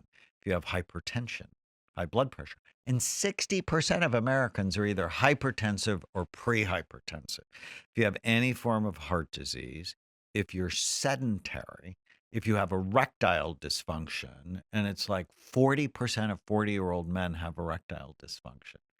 70% of 70-year-old men have erectile dysfunction, which means 40% of 40-year-old men have brain dysfunction and 70% of 70-year-old men have brain dysfunction, because if you have blood flow problems anywhere, it likely means they're everywhere. And in the book, I have these checklists. Well, how do you know if you have blood flow issues? And then, well, what do? You exercise. Walk like you're late, 45 minutes, 4 or 5 times a week, lift weights twice a week. I mean, keep it simple. And then I talk about racket sports, because people who play racket sports live longer than everybody else. People who play football and soccer live less long than anybody else, but because of the head trauma. But racket sports, because they activate the cerebellum. So the cerebellum is this cool. Cerebellum is Latin for little brain. It's about 10% of the brain's volume in the back bottom part of the brain, but it has 50% of the brain's neurons. And it's like the CPU, the central processing unit of the brain. And when it's not right, the rest of your brain doesn't work right. So coordination exercises, my favorite is table tennis, can really help. And then there are foods like beets increase blood flow. Cayenne pepper increases blood flow. Oregano, rosemary, cinnamon, all have been shown to increase blood flow. Supplements like ginkgo and vinpocetine can increase blood flow. So none of this is hard. Know which of the risk factors you have, and then just choose to do one thing for them because you love yourself. Right? I mean, getting well is never about I should do this, I shouldn't do that. It's a sign of how much you love yourself. And I love that. I love that so much. Simple things, we can all add in one or two of those things. And I think you'd agree, the biggest thing here is the movement. Like our brain, our genes expect us to walk, and I get into this conversation. We can do some amazing things with the human body. We could do all these different flips and we could, squat hundreds of pounds. But what are we really designed to do? We're designed to walk. And walking elicits so many benefits. And one of those is like helping to normalize blood pressure, blood sugar, because that's another one of these that we talk about here. So with Bright Minds, we've got blood flow, retirement aging, which I want to talk about in a second, but inflammation is the next one, the I. So we'll come back to the R, but let's talk a little bit about inflammation. Because again, that's one of those things, it seems to be invisible, but we do have some markers we can look at. And inflammation can just terrorize our brains. It's a major cause of dementia and depression. Autism has also been associated with ADHD and PTSD. Inflammation is a disaster. It comes from the Latin word to set a fire. When you have chronic inflammation, it's like you have a low level fire in your body destroying your organs.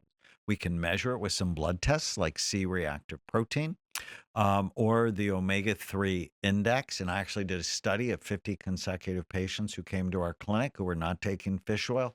49 of them had suboptimal levels of omega-3 fatty acids. A study from the CDC came out and said 97% of Americans were low in omega-3 fatty acids, which you get from fish. Now, you can get plant sources, but the plant sources like nuts and seeds and avocados, they don't have EPA and DHA, which are the two omega-3s that really work in your brain. And so I'm a huge fan of sustainable fish, but also high quality fish oil because it can help put out the fire of inflammation. If your gut's not right, you'll likely have inflammation because you end up with this thing called leaky gut, where things get inside your body that your gut should have protected you from, and that can cause inflammation. You also know if you have inflammation, if you have rosacea, so if you have this redness around your face, or if you have joint pain. And curcumins which come from the spice turmeric, help decrease inflammation. So omega-3 fatty acids help, curcumins help. Another major cause of inflammation is gum disease. When you have periodontal disease, it makes it more likely you have systemic inflammation, heart disease, and brain disease. So before I read the research, I didn't really care that much about my teeth. Now I'm a flossing fool because if my gums aren't right, my heart's not right, my brain's not right. So taking care of inflammation. So how do you know if you have it? C-reactive protein, omega-3 index. Do you have joint pain or rosacea? What can I do? I can take omega-3 fatty acids. I can floss. I can take probiotics to help my gut heal and be healthy. Yeah. Simple, not hard. Yeah. Yeah. I definitely want to talk about retirement aging. This is a big one. And I didn't think about this one until I read it in the book. So let's talk about that one. So why is this included in the Bright Mind strategy? We all need to pay attention to this. Well, I hate this. I published a study last year on 62,000 scans. It's the largest imaging study ever on how the brain ages. And it's just bad news. I mean, as we age, our brain gets less and less active, but it doesn't have to. And what we discovered is when you stop learning, your brain starts dying. And so now think about kids who have ADHD or learning problems. They don't like school. And the reason they don't like school is because they're not good at it. And so they're like, no, I don't want to do that anymore. So lifelong learning doesn't become part of who they are, which then increases their risk of dementia. As we age, we need to be more serious about our health, not less serious. And one of the things I discovered is the scans can actually tell 20 years before you have Alzheimer's disease if you're headed for the dark place. So Lisa Gibbons is a friend of mine. She's a radio television personality. I was on her show a long time. Was it Entertainment Tonight she was on there She was too? on Entertainment Tonight, and then she had her own show. And her mother and grandmother died with Alzheimer's disease. And I start going, you need to come see me. And I love her. I would just love her as a friend. And she's like, no. And then about 12 years ago, she went through a divorce and got depressed, and she came to see me. And her brain was terrible. And I'm like, your brain is headed to where your grandmother and mother's brains went. I said, but it doesn't have to. And she did everything I asked her to. And last year we did a program together and we rescanned her, and it's so much better. So would you want a better brain 10 years from now? Who wouldn't, right? I mean, I want mine to be better tomorrow, but I'm 65 now. Do I want a better brain at 75? You bet, because I know what most 75-year-old brains look like, and it's not good news. But you just have to be serious. And the older you get, the more serious you need to be. Yeah. This is so good. So much good stuff. Your mind creates your brain. And even right now, as we're doing this incredible podcast, everybody listening, we're growing new roots. We're creating roots. We're growing basically these branches of thought, of association. And it could be healthy, or as you gave the Game of Thrones reference, it could be a White Walker type of branches, or you can get some nice, handsome Jon Snow branches going, either way. But we have to clean up our mental mess. And I'm going to share this directly from your book because I want to start with this. You said that so much in our society seems to convey the message of now. It's as if we've entered an era where we have sacrificed the processing of knowledge for the gathering up of data. All right. So now I want to really be clear about this, because this was one of those moments when I was reading this and it really struck me, especially we got social media, we've got the internet, we have so much data at our fingertips, but I've rarely seen a person, especially in the context of an argument, sitting with the idea, really allowing that to play out and to process it and to think about different angles of it, think it where it might not be true, and allowing that to really become a basis of knowledge. Because right now we're gathering so much data, but we're starving for knowledge. So let's start with I that. love that. It's one of my favorite things to talk about as well. Although I love talking about all this stuff, but it's so true. We're brilliant. Okay, but bottom line, humans are phenomenal. We have this endless capacity in our mind, in our non-conscious mind, which is working 24/7, which is infinite. It's like this massive forest. If you had to visualize flying over a forest with a helicopter, and it's just endless.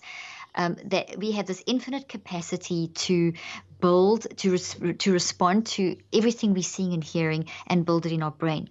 So we're going to do that, and we do select. Our brain is also very it's trained to be selective, but our brain can't select. Our brain is designed, its mechanisms are selective, but it has to be driven by something to be selective. So we mustn't personalize the brain, because the brain can't do anything without you. Okay, so with your thinking, feeling, and choosing, so which is your mind. So with all this ability to look and hear and see, like you've described, we are taking that and we are growing data banks in our brain, and they're going into this non-conscious mind. So this forest analogy has got a whole big sections of little trees that are light green, but they're just sitting there. They're just like fillers. You could even see them as almost moss on the ground if you wanted to have an analogy. But I can't really use the information in them because they're so far away and they're so inaccessible. They're this really inaccessible, almost like inside an oyster shell. So it's there, but I can't access it because I haven't put it into the ground properly. It's not something that's user friendly. Maybe it's even the rocks on the ground could be a good analogy. It's there, it's in the forest, but it's not accessible. And so we know we heard that, and we know we read that, and we know something about that, but we haven't. And that creates a lot of mess. Actually, rocks is a good analogy, because now we've got this mess and these little trees of some that we spent a bit of time, and that's not the natural design. The natural design of our forest should be this plush, rich, beautiful trees, like in San Fran, the redwoods. Think of those trees and that incredible root system. That's what we designed for. We designed for deep intellectual thought. We designed for that redwoods forest where their root system is extensive, and all systems are, but the redwoods are known for their hugeness and their plushness and the root systems that are phenomenal and massive. That is what the human brain looks like. Inside we have redwoods that we're supposed to have, and our mind also has this redwood nature where if that makes sense. But we're not always thinking deeply enough. So instead of building these beautiful lush trees, our conversation now is building a beautiful lush tree. But if we just kind of skim the surface, we would just build a little tiny kind of tree that might just disintegrate and have a whole bunch of rocks and stuff covering it. So that's what's happening, and that causes in the brain, that looks like these still protein branches, but the proteins don't form in a very sustainable way. So if you don't do something with that information, energy is never lost. And this is all energy inside the protein. Energy is never lost. It's vibrational energy. It's transferred. It's converted. So if you don't pay any more attention to something, you just gather the data, it's going to convert into heat energy and disappear. So in your forest, there's these little trees and these rocks and these puffs of smoke all over the place. That is the information you've gathered that just, it's gone out of your head. It's converted. And that's terrible if it's something you need.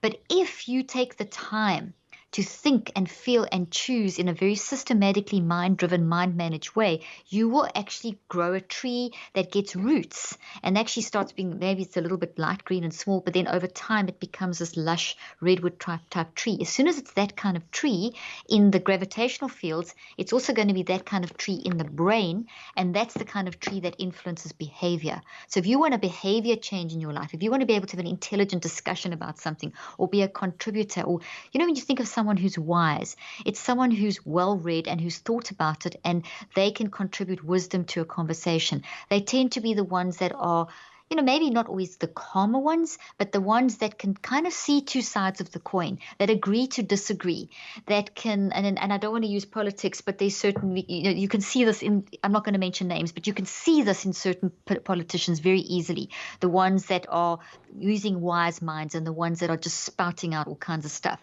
And, that's just all around us now, so I use that example. But we do that in our own lives. We're all guilty of that too. So that's what is very damaging for the brain, because that dirt, those those little trees that you don't build that keep making puffs of smoke, that's in the gravitational fields of the mind. It creates a disruption in energy. So the non-conscious level in the gravitational fields, in that third sort of level, they're those that makes little balls of energy rolling through the forest. I'm giving us many visuals, and those are like, especially where there's a lot of toxicity or unprocessed stuff. Both areas will produce unbalanced energy, and that makes us feel uncomfortable. We feel something's wrong, and you can actually even feel a little bit depressed and anxious, and from not learning properly. And that's not even, I haven't even touched on the toxicity side.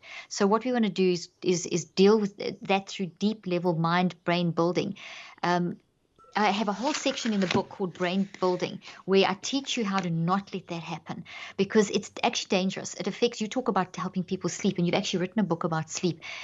One of the biggest causes of people not sleeping is not thinking deeply enough to build redwoods, and having too many of these little things and dirt, and it creates toxicity in the brain. So when you're sleeping at night, your brain's housekeeping. So if you've got a lot of the stuff, it gets rid of it. It tries to get rid of it.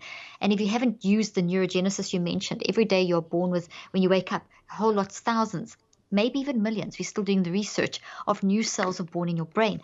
They are designed for a very specific purpose. They're designed to be used with deep intellectual thinking, not just gathering of data, but gather the data, select the data, think it through deeply, build it into your brain. You can't, not everything, choose something. When you do that, you're going to grow that redwood type forest. You're going to use those new baby nerve cells, and you're going to create this brain resilience system in your brain. So learning new information and deep thinking creates brain health. It creates brain resilience, so that you're stronger for the acute traumas that hit us, like things like COVID, like the phone call that happens, like the thing in your business. Every day there's something that happens that we can't predict.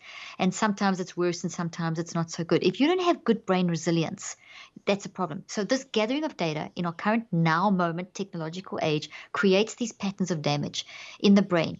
So literally causing brain damage, and it will come out in your sleep is one of the first strong signs, and also in how you actually just managing through the day. There's a constant feeling of, I just am not getting this right, this living right.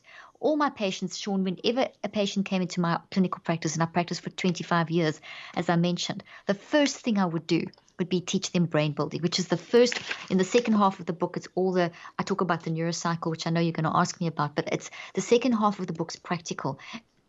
And the first section teaches you how to brain build. And as humans, we should be like, you clean your teeth every day, twice a day, sometimes 3 times a day. You should brain build for at least 1 to 2 hours every day to keep your brain healthy. It's one of the best ways of improving mental health and creating the resilience we need just to be humans, to manage our mind. So there's a little passionate answer again. Yeah, you've literally helped me so much this is one of those things where you're bringing out something that's just like, it's lingering there in my psychology, but I never put words to it. A big part of our epidemic of mental health struggles is related to our inability to think deeply. Exactly. And Huge. wow, that Huge. is like an absolute, that just cracked me wide open, because as you mentioned, this capacity. So first of all, a lot of us are walking around with a lot of rocks just rattling around in our head. Exactly. And we're wondering why we can't sleep at night. It's just like it's a rattle just going around. We haven't really created a situation where it's a beautifully landscaped, cultivated. Our brains as humans, we've evolved to spend time thinking. It's survival. Thinking deeply. It's a survival instinct. Right. And now today we're just grabbing snacks everywhere. We're grabbing brain snacks and not really nourishing our brain through thought. Exactly. I'm done. And that's contributing to this epidemic of people dying 8 to 25 years younger. And the research shows that you give someone a label. I mean, this is coming full circle back to our earlier discussion. You label someone, you literally can add on another 10, you can chop off another up to 20 years of a person's life. That's unbelievable. I saw in my research that those patients that came in the experimental and control group, the subjects that came in with so-called diagnosed clinical depression, they had such low energy in the front of their brain. They were identifying as a depressed person, and through mind management, through the Neuro Cycle, we were able to help them shift that. But here's the interesting thing, Shawn: the shift happens on a non-conscious level in the forest, that non-conscious forest that I spoke about, the gravitational fields, that concept, the ion filings, that level. And also it's in the brain. So in the actual physical brain. So but you don't consciously. I guess let me say it this way: your conscious mind is always way behind your non-conscious mind and what's happening in your brain. Your brain picks up immediately what's happening in the non-conscious mind. The non-conscious mind is where the truth is, where what's really going on in your life is happening. So we can be in a state of denial, which most of us do with certain things in our life. We've all got, and it's nothing to feel guilty about. This is the freedom in my message. Embrace it all, because everything's a message. So if you are feeling guilty, grab the guilt, find the reason, do the apologizing, and move on. Don't ever let shame stop you and block you. But whatever you've got in your life is going to affect how your identity is going to function. It's going to like kind of block that. So what we saw happening was that if you from here, I give you the science and the evidence that in my clinical trials, and there's summary there, that your non-conscious mind is already healing before you feel it.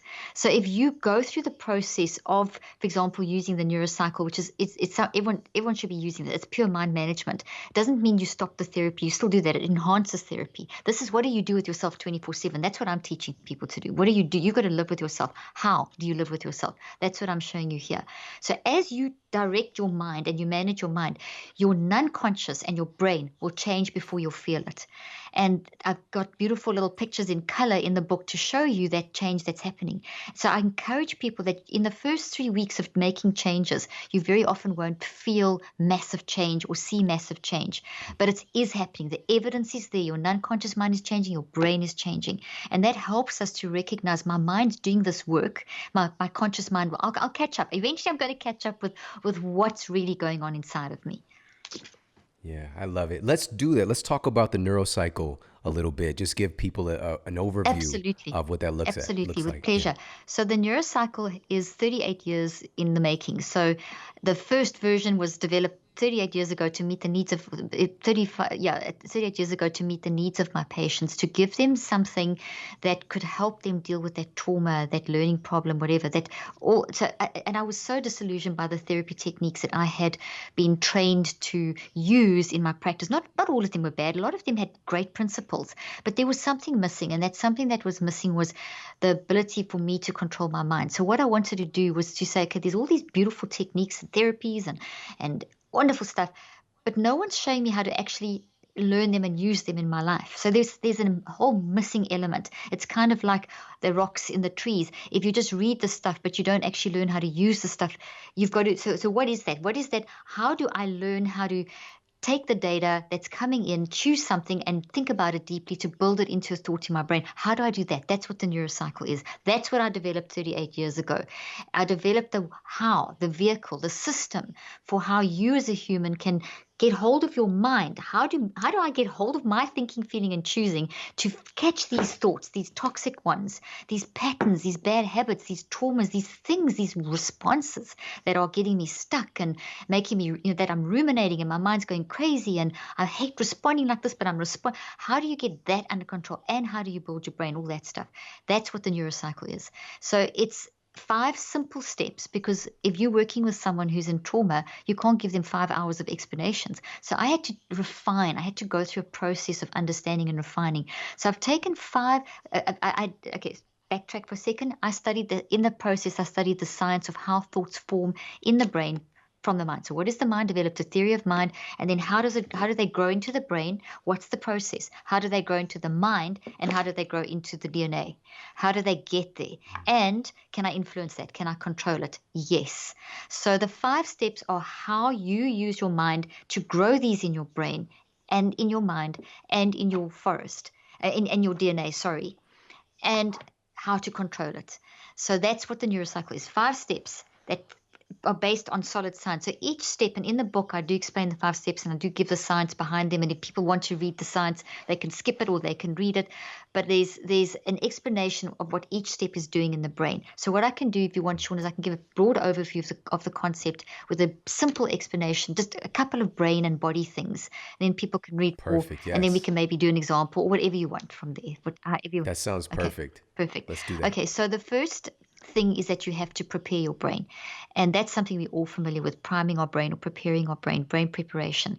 And that's not one of the steps, that's just preparation. So what are those things? Everything that we're familiar with, breathing, tapping, havening, meditation, you name it. Anything that you can start getting your neurophysiology calmed down. Because when we are busy, busy, busy, hurry sickness, or experiencing frustration, or dealing with a trauma, or in a life, okay, we get worked up. So what we want to do is, before we do the work of cleaning up the mental mess, it's very important to prepare the brain. Obviously, involved in all of that is diet and exercise, etc. But those are big picture things. So in this moment right now, let's say that you have an argument with someone, and you've got to get your head together, and you've got to get into a TV interview, or you've got to get on a stage, or you've got to go into a business meeting, or you've got to have dinner with your in-laws. I don't know what it is, but you've just had a thing that's disrupted your life for a few moments. How are you going to get yourself back together again? We can take that as one example, and then we can take another example of, let's say that you were abused as a child and you've never dealt with it, and now you're an adult and your relationships are just messed up, and you realize that you're depressed and you're trying to find out why. And so, in other words, sexual trauma can be pervasive. So that's a big thing. So I'll approach the 5 steps from those 2 angles. One, how can I use it in the now? And I call that basically a neurocycle life hack. And another example would be people pleasing, or responding. Someone says something toxic to you, or you find yourself ruminating, or so it's interactions, and it's in your own head. You might find that you just can't get your thoughts under control, and you keep ruminating, and it's affecting how you're working and so on. The other thing is the more long-term stuff, like a toxic trauma or a toxic bad habit. Maybe you've got a really toxic habit that is keeping you stuck. So those are a little bit different. Both use the 5 steps, but they use them. One, you'll use them in 5 minutes or 5 seconds. The other one you do for 15 to 45 minutes every day for 21 days. And then you're not finished, because then you've built a tree, but it's small. You have to grow it and give it energy, for to water it. You have to spend another 42 days of doing the 5th step, which takes you about a minute a day for 42 days. So it's very little time, but it grows that tree into a redwood. It gives it enough energy that it will impact your behavior. So if you're in that relationship issue, or you're in that argument that you've had repeatedly with the same person, it's the same pattern, as having done this work of over 42 days, as the trigger occurs, this will pop up, because this has been destroyed, and you've reconceptualized it. You'll remember this, and you'll remember, oh, I used to, and you might even start reacting in that way, but this has got no energy anymore. This one dominates, and so you'll have behavior change. Or you're in that relationship, and that sexual trauma maybe has pervaded your ability to, you're totally anxious and you can't form relationships, you just lost hope, you're whatever, but you work through this process, and it may take a few cycles of 63 days. What would that look like at the end? What that would look like at the end is, yes, I went through trauma. It affected me. This is why I'm feeling anxious. But now I know why, and now I know how to manage the anxiety, and I can explain that in my relationship, and I can now work on another neurocycle to work out how I can actually improve the relationship, because maybe your relationships are on the rocks because of that. So you've got to, can you see what I'm saying? So we give up too quickly. We do something, so people will do these 5 steps and think, I've done it once, why is my life not changed? Or people go to therapy, and Right. you have to persist and push through. It takes 63 days to form a habit. It does not take 21. It takes 21 days to create the neuroplastic changes in the brain, where you have found this, pulled it apart, embraced, processed, and reconceptualized it to deconstruct and reconstruct it into a healthy thought. Reconceptualized. You remember the past, but it's reconceptualized. It takes 21 days to do that, but it takes 42 days to give the sufficient energy to move out of the non-conscious into the conscious. It's like when you drive. At first, you're very conscious of the process, and then comes a day like now, you don't think about driving, and we think we're driving automatically, but we're not at all. There's a huge dynamic intelligence occurring. You get in that car, you pull up your driving thought from your non-conscious mind. It's intelligent, and you add new branches because you're driving. It's a new experience. So that's what I'm talking about, okay? So prime the brain and prepare the brain, because otherwise we have neurochemical chaos. When the brain's got a lot of chemistry flying around and energy going crazy, it's very hard to get anything in here properly. So we just want a little bit of breathing can reset the brain. And one of the most powerful techniques, and I teach you quite a few, and I mean, it's easy to find preparation. I do give lots of examples. We have an app, by the way, that also goes with this, called the Neuro Cycle app. And there's lots of, I walk you through this process, obviously, like therapy. It's like literally therapy, videos, audio. So an example of brain preparation that you could do in 60 seconds that is phenomenally powerful is what I call the 10-second pause. And this is how you do it. So this is now the preparation, okay? So we're gonna now do a neurocycle, but before we start, we're gonna prepare our brain. And the 10-second pause is you breathe in for 3 counts and you breathe out for 7. The reason the reason the exhalation is longer than the inhalation is because that pushes oxygen to the front of the brain, increases blood flow, increases what we call the alpha energy of the brain and the gamma energy in a balanced way, which means I'm now going to be insightful and integrative in my thinking, which is exactly what we want. We want deep introspection, insight, and we want to integrate. That keeps us in perspective. People that argue and say, this is my way or the highway, that kind of, who can't tolerate other people's opinions or don't know how to disagree, they have got very low energy, low gamma, low alpha at the front of their brain. They've got brain fog, okay? But when you let that fog drop back, you can actually then learn how to actually agree to disagree and still like the person and not cut them, that kind of thing. So that's one of the benefits. So this breathing, you want to increase your activity in the front of the brain. So that's why you breathe out for longer than in. If you do this, it takes 10 seconds, 3 in, 7 out. If you do this 6 to 9 times, which is 60 to 90 seconds, you would have stabilized the neurochemistry in the brain and pushed enough blood and oxygen to the front of the brain and got this balance of what we call the alpha wave, the gamma wave, also the correct burst of what we call high beta and delta, and that things are doing what they should be doing. You've prepared, you've laid the table, you're ready to eat. Okay, so another component that even makes it more effective is you add 3 words to the 10-second pause. And those 3 words are, as you breathe in for 3, in your head, you say, in your mind, you say, think, feel. So you're breathing in, it's 3 counts, and it's think, feel. So you're adding words, you're adding a cognitive component. So it's not just 1, 2, you can do it with your fingers. So like that, as you breathe in, but you're saying think, feel. You can even say it out loud, but you're adding a cognitive component to it. And then when you breathe out, you say choose. Anyone who does yoga knows about ocean breath, how you push the breath out. That's kind of what you're doing. You want to push that out. So it's a deep inhalation. It's not just a surface one. It's a deep belly breathing, blowing up like blowing up a balloon into your chest, into your head, and then whoosh it out. That kind of breathing 6 to 9 times is phenomenal at priming the brain. Sidebar, it's fantastic if you're in an argument or you've just got to calm yourself down quickly or you've got to get yourself back together it's great stabilizer. Okay, so these You just have to train yourself to be able to access exactly that in that moment. And you don't even, that's why I say you can just for a moment, you can just say, give me a moment, I'm just going to process this. And we should all be doing that anyway. We shouldn't be reacting and firing back. We should always wait 60 to 90 seconds before we respond in a highly heated situation, because we're going to say the wrong thing in that 60 to 90 seconds. We are going to say the wrong thing because there's too much chaos in our brain. We don't have enough balance. So our mind is worked up and our brain is getting this whooshy energy through the brain, so it's all messed up. So you're not going to react well. I talk about that in the book as well. That's describe what I've just, and there's a bunch of other neuroplasticity techniques that you can use to help prime the brain. Okay, so now let's start neurocycling. So now the first thing is you gather awareness. I spent a lot of time choosing the words that I use, because I wanted to convey the concepts. We spoke earlier on about we shouldn't be frightened of things like depression and anxiety and anger and guilt. And yes, those are toxic.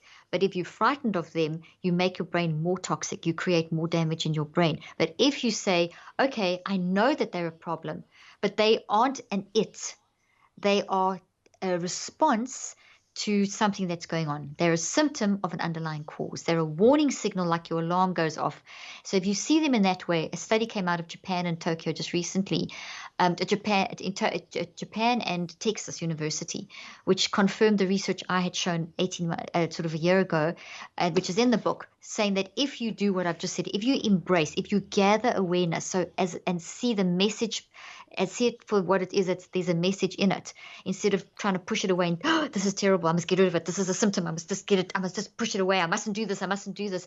You get the white bear effect. Tell yourself not to do something, you're going to do it. Okay, so you don't do that. You don't tell yourself don't do this. You rather say, why am I doing it? So you never say to yourself, Let's say that you get mad in traffic. I mustn't do this. That will guarantee you will do it. But if you say, why am I doing this? Why am I getting so worked up? Okay, there's a message in this. There's something good about this. That heals the brain.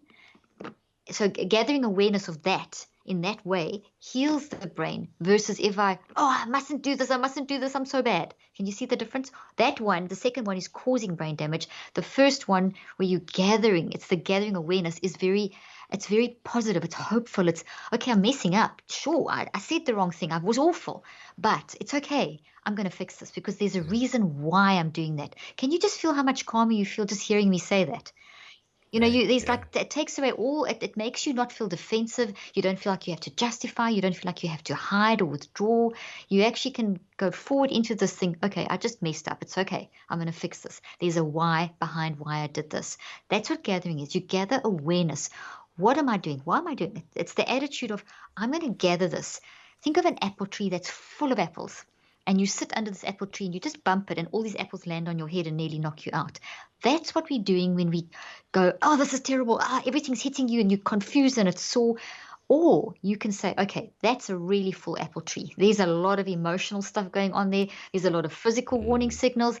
But you know what? There's a reason. There's a root. There's a tree. There's a core. Okay, I'm going to go up and I'm going to pick the apples and I'm going to put them in a basket. I'm going to gather awareness. See, there's such a difference. So that's what the first step is doing. And it does all this beautiful stuff in the brain, balancing the hemispheres, getting the blood flow in your telomeres. Your telomeres. Now, what is a telomere? We talked about, I love the way you said tickling telomeres earlier on. Your telomeres, DNA strand, for those of you that don't know, pull out the DNA, the chromosome out the DNA strand, it looks like an X. And where you see my fingernails, which are conveniently pink today, so it's easy to visualize this, you are telomeres. So telomeres do a lot of things, but one of their main jobs we're seeing in current research on mind-brain work is that they show what's going on in your mind and the impact of mind on body. So we're seeing them as a tremendous link between the two. There's been quite a lot of research, but not that much research done. It's very new research. And so I decided to start doing some of my own research and I put this information in the book. Now, normally what happens is that every second you're making millions of new cells. And the quality of those cells determines the quality of everything in your body and your brain. So if I am in a worked up state and I'm not managing my mind for 10 minutes, how many seconds have passed in 10 minutes? Let's just take 1 minute I'm worked up. 60 seconds have passed. Every second I've made millions of cells. I've just made 60 million bad cells. How did those bad cells translate? Vulnerability in my body. My body's not going to be as healthy in that moment. And there's a while before I turn those cells over again. So here's a very simple but very complex example of mind-brain. Where do telomeres come in? They influence cell division. So if they are not strong and healthy, if they're short and like a worn, they're wearing out and they're not working well, you're going to produce unhealthy cells. And so we saw, for example, in my study with our subjects at the beginning of the study, we looked at psychology and narrative and blood and brain and all kinds of stuff. We saw that their telomeres, because they all came in with big things, clinical depression, traumas, lots of stuff. We saw that the telomeres were weak. They were shortened. We look at telomere length, you look at the quality, etc., through the testing. And their telomeres were short, which meant that they were biologically not that healthy. So cells translate into biology. So a simple example here is that some of them were like, let's say they were 30. But they had bodies, because of their mind management and telomeres, they had bodies that were actually 30 to 40 years older and unhealthy than what they were. So we have a 30-year-old with a 65-year-old body that's sick. That person, if you're 30 and you have a 65-year-old sickly body, you have increased your vulnerability to disease by 75 to 98%, which is insane. And when you're in that state, I mean, there's so many things I can tell you, but when you're in that state, you'll start saying things like, I. You become very self-focused, and there's self-focus with the idea of improving, and there's self-focus with the idea of being stuck. If you I, me, I stuck, you actually can increase your chance of cardiovascular disease by 42% in the next 12 months. I mean, I can go on and on and on, and they're scary statistics, but you can reverse it just as quickly. So we showed that within 3 weeks, you can start improving the length of the telomeres by 9 weeks, and that's why 9 weeks is so critical. By 9 weeks, we had significantly lengthened the telomeres in the subjects. We didn't do it. They were doing it. How? Through the neurocycle. I didn't do drugs. I mean, they got no medications. We didn't even look at diet, etc. Which obviously it's important, but I just wanted to show the power of mind. So to pure mind management, we brought their biological and chronological ages together. So that 30-year-old no longer had a 65-year-old sickly body after 9 weeks. 9 weeks, it's nothing. That's no time. They had their own 30-year-old body. Their homocysteine levels had significantly dropped, which meant the inflammation through the brain and body had dropped. And you and I know inflammation that stays there longer than it should is going to increase your susceptibility to disease. Right. That's why people are dying from preventable lifestyle diseases. I'm giving you the keys of how to get into this preventable state proactively. But this is priceless, because you're literally talking about our, telomeres are a biological marker for aging. Exactly. As a reference point. And people that were spending all of this money for anti-aging cream and anti-aging this and that, when our mind has the power that supersedes all of that. It's so powerful. So gathering awareness. That's number one. Gathering awareness. And there's a simple version of, so just to gather these just to help people, what do I gather awareness of? What are the apples I pick? You pick the emotional warning signals, anxiety, depression, whatever emotion. You pick the physical warning signals, what's going on in your body from the DNA. So what are you feeling? Heart palpitations, GI symptoms, stress in your shoulders, whatever. And then you also look at your behavioral warning signals. What are you doing? What are you saying? What's your body language? What words are you using? What are your behaviors? How are people responding? What are you doing at work? So you look at all those signals, and then you also look at your perspective. Very important. The perspective is the tree trunk. This perspective would be a life sucks perspective. This one is, okay, I've got hope. So perspective is kind of the overarching view that you have when you're in that particular state. Okay, so that's what you gather awareness of. And you don't... So there's 5 steps to this neurocycle. Is that correct? Yeah, there's 5 steps. So we'll bullet point the rest of them. I want everybody to get the book and start to put this stuff into action for themselves. So gather is number one. Gather's number one. So number 2 is reflect. And if you think of reflect, a mirror reflects, light reflects. If you put light through a prism, it reflects multiple colors. It breaks up. So reflect is very big. It's this huge, complex reflecting on. It's ask, answer, discuss. So second step is reflect. How? Ask, answer, discuss. As you ask yourself, and you're having this discussion with yourself, as you ask yourself, you answer yourself, and you discuss with yourself. I feel depressed because of XYZ. Why? Because of XYZ. Why?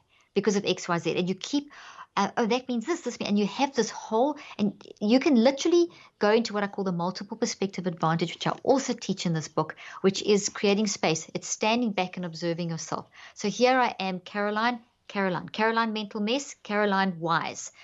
Pick the apples. Caroline, what apples are you picking? Caroline, now reflect, ask. So you almost do it in this creating mental space, which does the most fantastic stuff in your brain and body. And I don't want to belabor the point, but your telomeres are going to love it. Your homocysteine levels are going to love it. You're going to drop your cortisol levels, and you're going to increase your DHEA levels, which is really good. You want a great cortisol DHEA ratio. I can go on and on. You even drop prolactin. Prolactin is a hormone we normally associate with breastfeeding women, but it's a hormone in males and females. And there's a lot of new research coming out showing prolactin is also related to how we're managing our mind. So we saw prolactin dropping. Anyway, I can go on and on. But the point here, you get the general gist, is when you reflect in this way and you gather in this way, when you do these steps, you are literally changing the physiology, the neurophysiology. You're taking broken neurophysiology, you're taking literal broken stuff, and you are changing the wiring. So as you gather awareness, the minute you gather awareness, the little protein bonds holding this toxic thought with all of its data and roots and the whole thing, you're actually weakening the bonds, which makes it malleable, which makes it changeable. As you reflect, you weaken it even more. You're removing energy, and you're starting to gather that, transfer the energy into building a replacement. By the time you get to step 3, which is write, the famous write, everyone tells you to write, and you shouldn't write before you have gathered and reflected. There's a reason, and I put it in the book, there's very clear brain reasons. You've got to gather. And in that way, prime the brain, and I gave you an example, breathing. Gather, apple picking, the 4 things. Reflect, that deep ask, answer, discuss, then you write. When you write, you pour your brain on paper, vomit the words on paper. You're putting your mind and brain on paper. You're pulling out the forest. And if you write in a way, and I've developed a system called the Metacog, which is in the book, also in the NeuroCycle app that you can get as well. There's a whole video on how to do it. It is the most powerful way. I had patients in my clinic that were when I was practicing that were diagnosed with severe schizophrenia. And I don't believe schizophrenia is an it. It was a symptom. So I approached it as I've already explained. So that was a symptom of something going on. But they were so traumatized that they had multiple different personalities, and which is very often a mind manifestation of extreme trauma. And they had been for every therapy under the sun, and I taught them the neurocycle.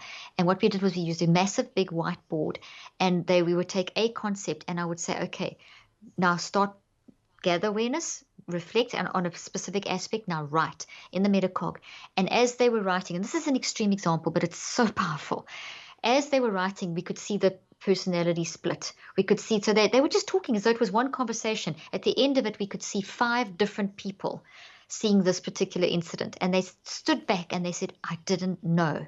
And that was when we were able to start recombining the elements of their mind and start dealing with the trauma, because mind splits and we have psychotic breaks and disassociation when the trauma gets too much. It's pure survival. It's a pure survival mechanism. So to reconnect the mind, there's just an extreme example, but it could be something as simple as you have the same argument with your spouse, which is so common. And you don't see it. You do this, gather, reflect, and write at the Metacog, you will be stunned at what you see, because you're pulling stuff out of the depths of your brain. You're forcing the two sides of the brain to work together. You're digging in that forest, and you're literally going into the forest, and you're digging up the tree, and you're upending it, and you're looking for those. The Metacog, as the 3rd step, is helping you. So you can see each of these is very scientific, very systematic. Your 4th step is the recheck, where you go and look at what you've written, because that Metacog, I can guarantee, is a big mess. And that's what you want. It doesn't have to make any sense. You just get it out. The recheck is where you make sense. And you look back, okay, what is this? What am I saying? What is that? Patterns, triggers, activators, use colors, circles, draw pictures, arrows.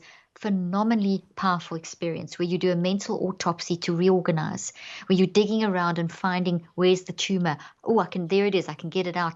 What's my antidote for the tumor? There's my trigger. There's my activator. There's the root. You start seeing the roots. You start digging, the ground is being dug away, and you can start seeing the roots coming up. So you're literally there with a spade in the recheck, digging the sand around the roots and digging up the tree, and you're pulling it up and you're starting to see that root and that root. It takes a full 21 days to get the roots out. You're not going to get the roots out on day 1, but the recheck is each of the steps is taking in that direction. The active reach then is, at this stage, you've done a lot of work. Mentally, you can carry on. Physically, your brain can't. Okay, so our wise mind can carry on forever, but our mind that the outside of the forest is the sort of the active mind that's going on all the time. It gets tired. The brain gets tired. So you have to finish. Active reach is your conclusion step for the day.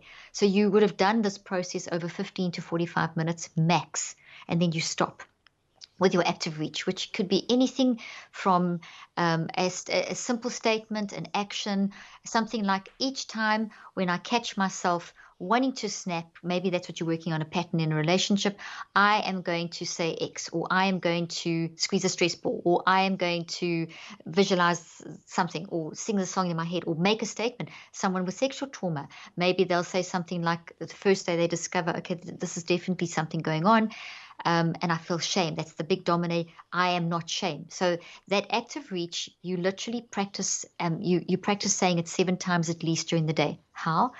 In the NeuroCycle app, there is an active reach reminder. Like on your iPhone, you can put in your reminders. You set it to pop up on your computer. So if you're using the phone or if you're using the NeuroCycle app, you can actually put the reminder in, and then it pops up. And then you'll read that. All you do is read it. It keeps it in your conscious awareness, giving it more energy. And it's positive. It's healthy. It's anchoring you back in mental peace. And that's so important to do that. So it's an action, but it's an action that leads you to progress forward in hope.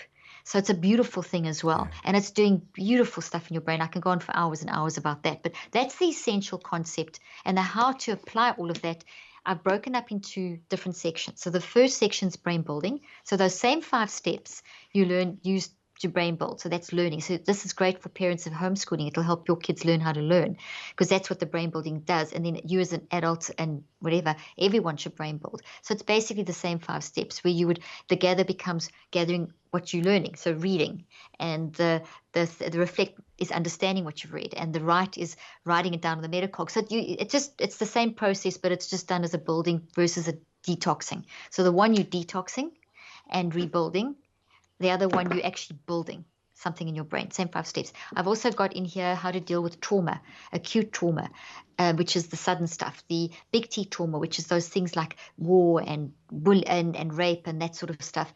And then there's the small T trauma, which is equally as damaging, but it's the little things that happen every day. Like maybe you have a boss at work who's constantly on your back, or you have a sick family member and it's just constant little traumas, how to work with those. I also have a section in here on how to deal with toxic habits. Like if you keep arguing with your spouse, there's a pattern, or if you're always getting angry in traffic, or if you always get really, whatever, those toxic blocks in our life, how to fix those.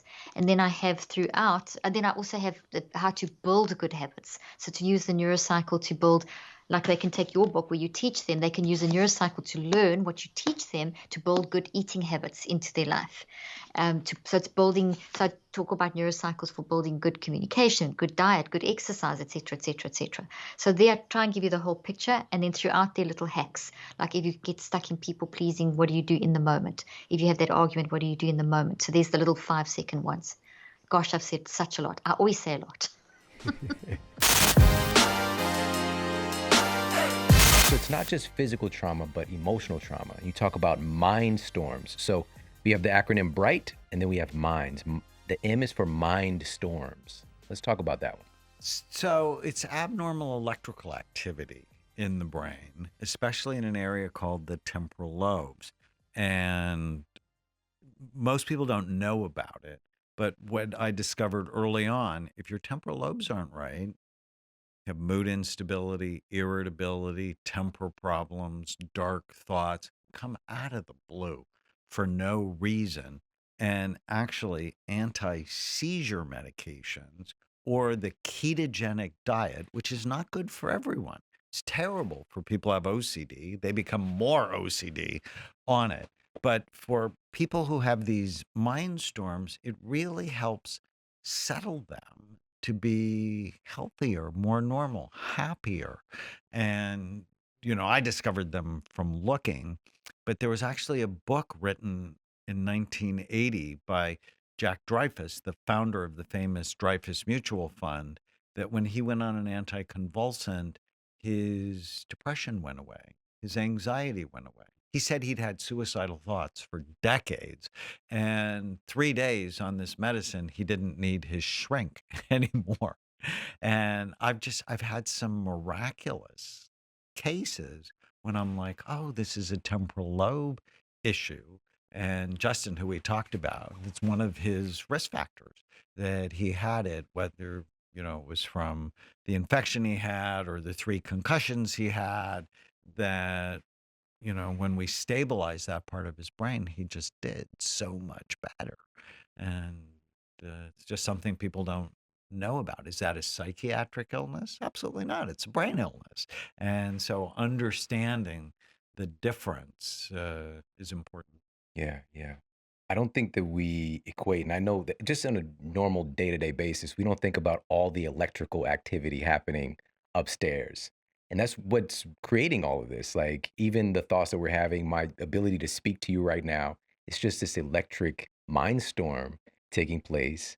But we can also have like severe storms if we're in a state of stress, if we're in a state of um, you know, uh, even a lower activity because we're not being stimulated. And so, what I want to ask you about is we've touched on this, but I really want to get more of a definitive answer. When we're subjected to being in a stressful environment or growing up in a traumatic environment, how can that actually damage our brain? But changes your brain. Children who grow up in violent homes have the same brain patterns as soldiers in war. Think about that. And when you grow up in an unpredictable environment. So when I was a child psychiatrist, I studied children and grandchildren of alcoholics. My first wife grew up in a very violent alcoholic home. And I'm like, why doesn't she like me? She's the reason I became a psychiatrist. When I got married when I was a second year medical student, and then a couple of months later, I mean, just a couple of months later, she tried to kill herself. And I brought her to see a wonderful psychiatrist. And I came to realize if he helped her, it wouldn't just help her, it helped me, it'd help our kids. And um, and then I found out, and I dated her. I talked to this girl every day for 3 years when we were teenagers, and I had no idea her dad was beating her mom. That the police were being called because the secrecy in alcoholic homes is so high. And then I learned that when you grow up in that chronically stressful environment, you learn not to talk, not to trust, and not to feel. And it can have a big negative impact on your relationships. But when I started scanning people who had post traumatic stress disorder from these dysfunctional childhoods, their emotional brain was just lit up. And so, as opposed to traumatic brain injury, where we see decreases on the scan, in PTSD, we see increases in their emotional centers. So, their amygdala becomes larger and more sensitized, their hippocampus, um, their cingulate gyrus. So, it's a pattern I call the diamond pattern, and I show some scans in the brain of this. And so they end up always watching for the shoe to drop. And my wife, Tana, says um, when she first met me that she didn't trust me because she didn't trust I was nice. I mean, it really took her 18 months. She'd come, she'd go, she'd come, she'd go. She goes, like, nobody's that nice because it didn't fit her experience growing up with people that were unpredictable. So it changes your brain, but it also changes your mindset. Man, so powerful. So powerful. So just jumping forward a little bit here in the acronym MIND, so Bright Minds. So we talked a little bit about mind storms. I want to talk about the D, diabetes. This one is huge, Yes, huge in many literally. ways.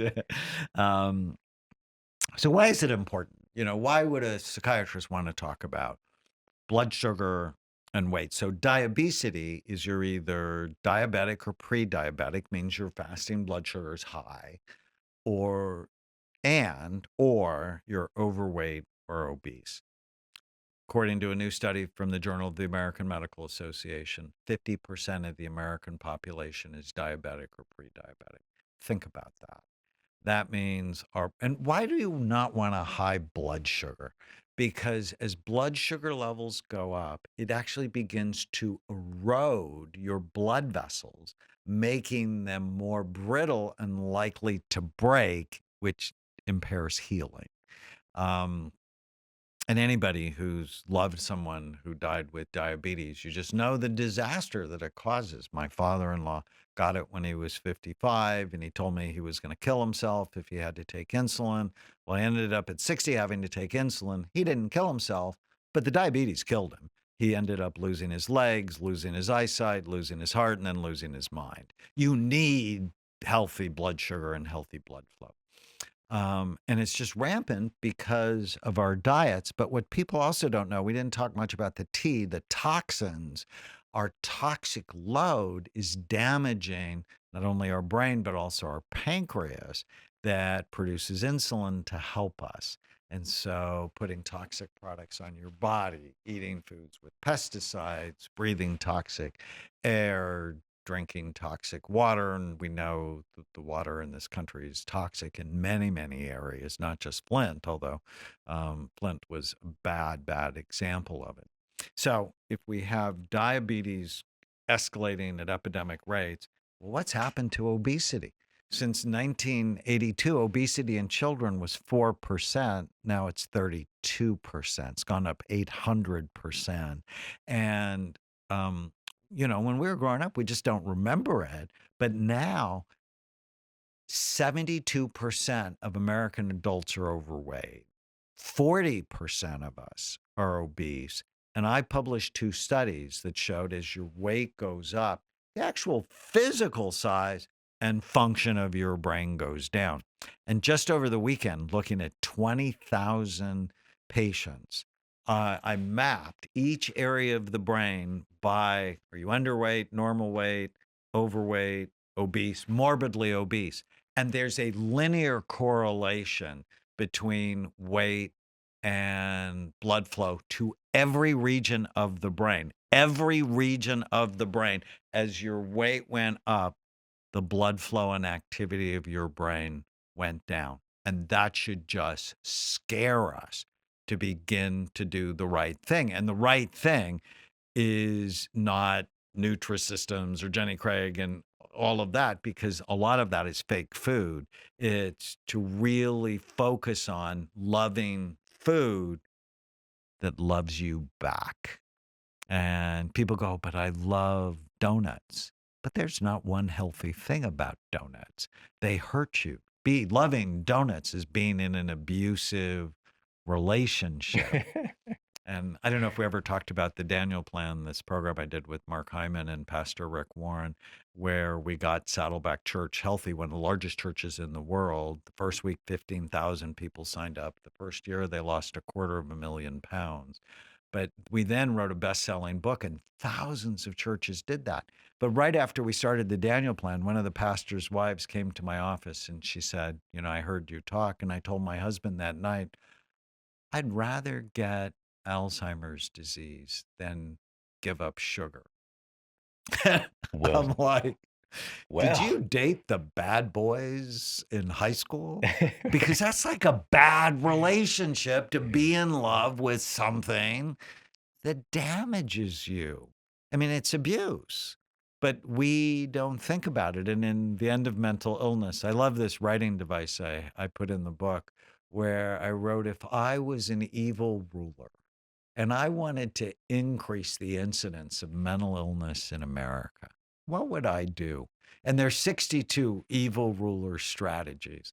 But one of them is I'd serve donuts at church. Go to church to get your soul fed. These people are trying to kill you. Oh my goodness. And I literally remember growing up and then having donuts at church. And when you talked about, I'm a very visual person. Did you like the Bad Boys? I pictured a circle donut pulling up on a motorcycle with 2 long john legs and a donut whole head, and she hopping on the bike, and it's got the ripped off sleeves. Anyways, I love that. That's a great image. And again, we don't think about this. We don't think about the relationship. And people would come into my office all the time when I was, doing my clinical work. And the big thing people would say without even really talking to me is what they don't want to give up, right? I don't have to give up my bread, do I? Just like all of these different stigmas, and how we don't realize how addicted we are as well. These things can be running our lives. But then for many of these things, there are healthier alternatives, or things like you just said, love food that loves you back. There's so much to love that we don't really know about, because I grew up in same thing. We grew up in a paradigm where when we look at the store, it seems like there's all this different stuff, but it's really like the same 12 different food items packaged and processed differently. It's like wheat, corn, soy, maybe like throw chicken and some oranges in there. But it's like the same stuff is most of the stuff that we grew up with. We don't know about. There are literally thousands, tens of thousands of different foods. And conversations like this open us up to try new things. And I think it's super important because the diversity in our nutrition helps with the microbiome, helps with, and you also, of course, have been talking about this over the years, but you mentioned the leaky gut. But now we're getting into the situation where I'm hearing this term more and more of leaky brain, right? Because it's the same thing. So when you think of leaky gut, the lining of your intestinal tract, so about 30 feet, is just one single cell layer thick. that is protecting you from whatever you eat actually getting into your body and causing all sorts of havoc.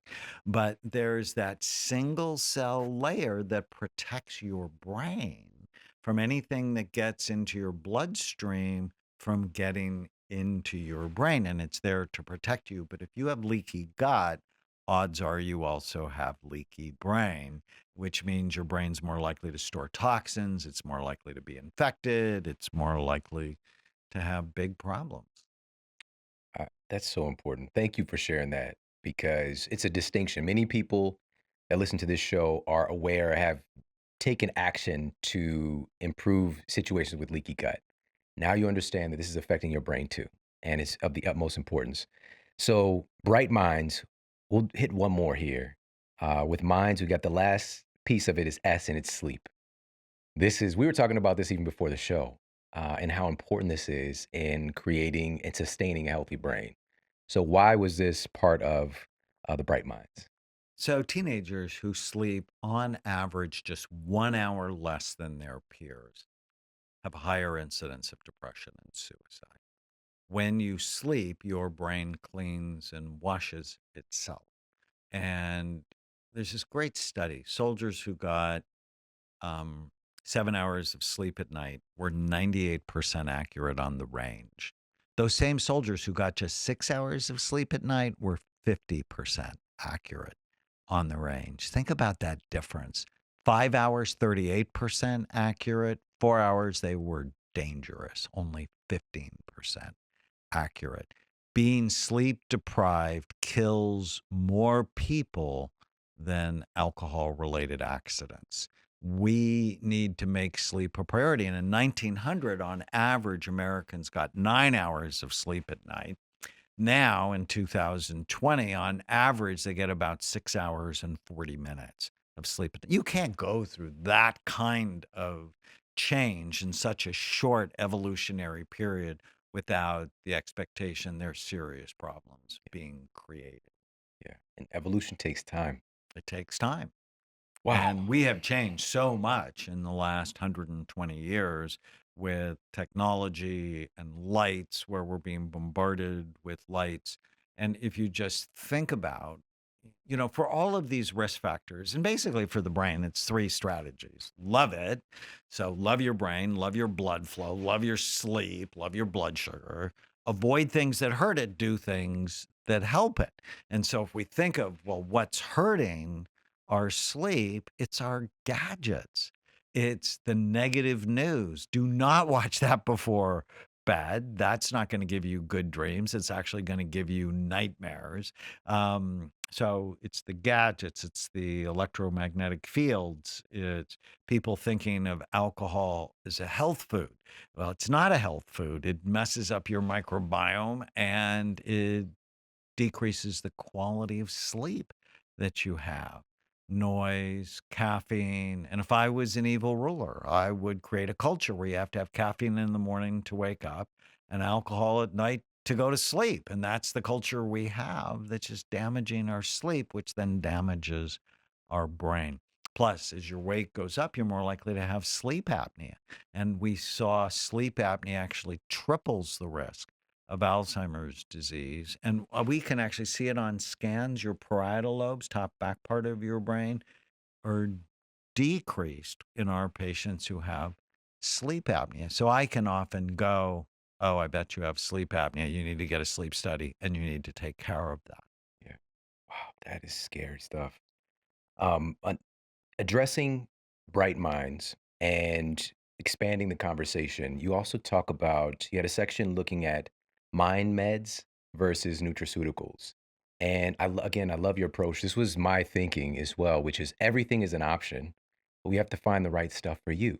Some medications can be life changing and saving for people.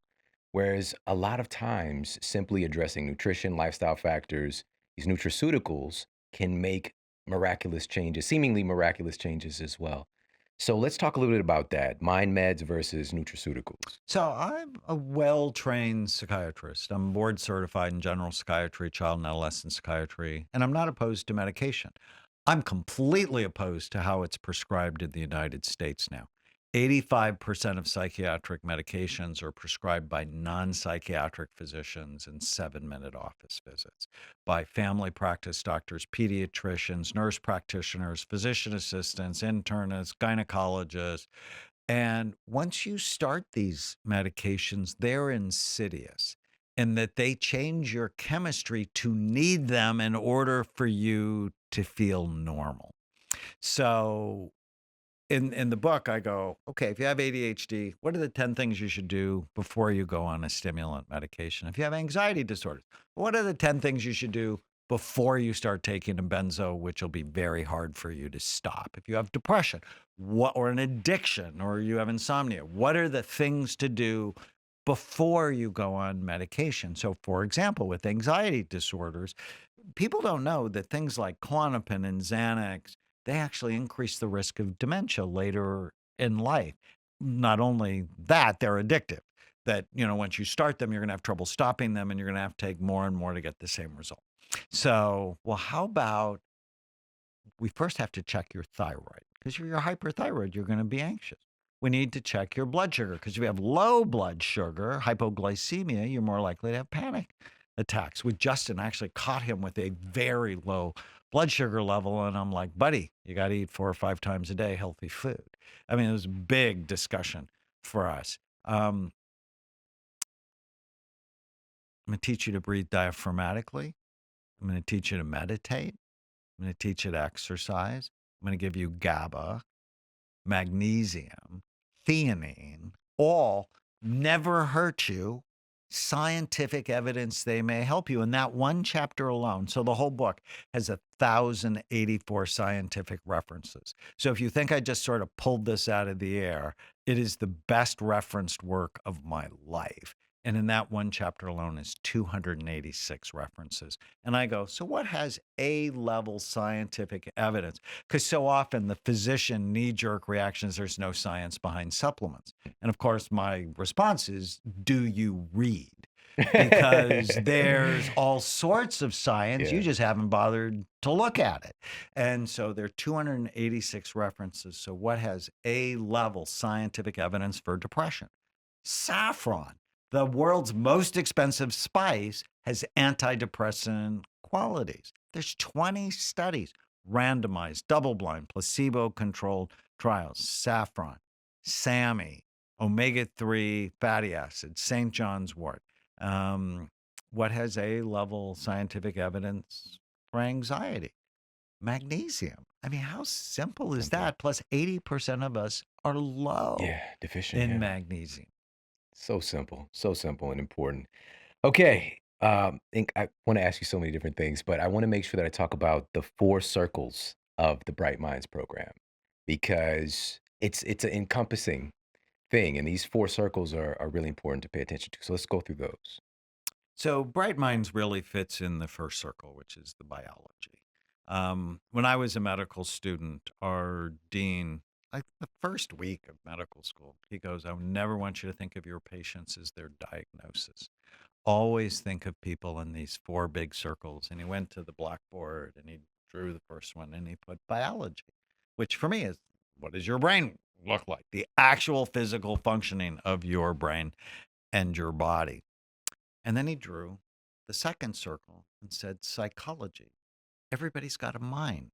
What's their mind? And over time, I realized that's your development. So, what did you grow up in? Like my first wife, did you grow up in an alcoholic home or like a dad with like mine?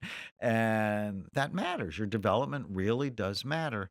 And I also put your moment by moment thoughts and the quality of your thoughts. And I call the negative ones ants, automatic negative thoughts, the thoughts that come into your mind automatically and ruin your day. And we live in an undisciplined thinking society. So we're loaded with the ants. So I teach people how to develop an internal anteater to get rid of the bad thoughts. The next circle is the social circle. It's who do you hang out with? And what are your current stresses? But you become, and you know this, like the people you spend time with. If you want to do anything great in life, find somebody who's doing it and make them your friend. Find a way to be of service to that person because you become like the people you spend time with. And then the last circle, he wrote spiritual. Now, I went to a Christian medical school. I went to Oral Roberts University in Tulsa, Oklahoma. So I love that. I learned medicine in the context of my faith. But all of us have a spiritual circle, whether we admit it or not. And the spiritual circle is, why are you on the planet? What is your deepest sense of meaning and purpose? And I do it in organize it like a cross. So it's my relationship with the past. So for me, it's my grandfather that was so important to me. The future, my grandbabies, my relationship with God, and my relationship with the planet. And it's basically, I ask all of my patients the same question: why are you here? And what does your life mean? Because if you're purposeful, you live longer. Your brain is sharper. You recover from things like depression faster. But so many people these days, they're really living for themselves and they don't have any idea where they fit in the context of this world. Yeah. I I haven't shared this, but we did an episode dedicated to how purpose controls our health.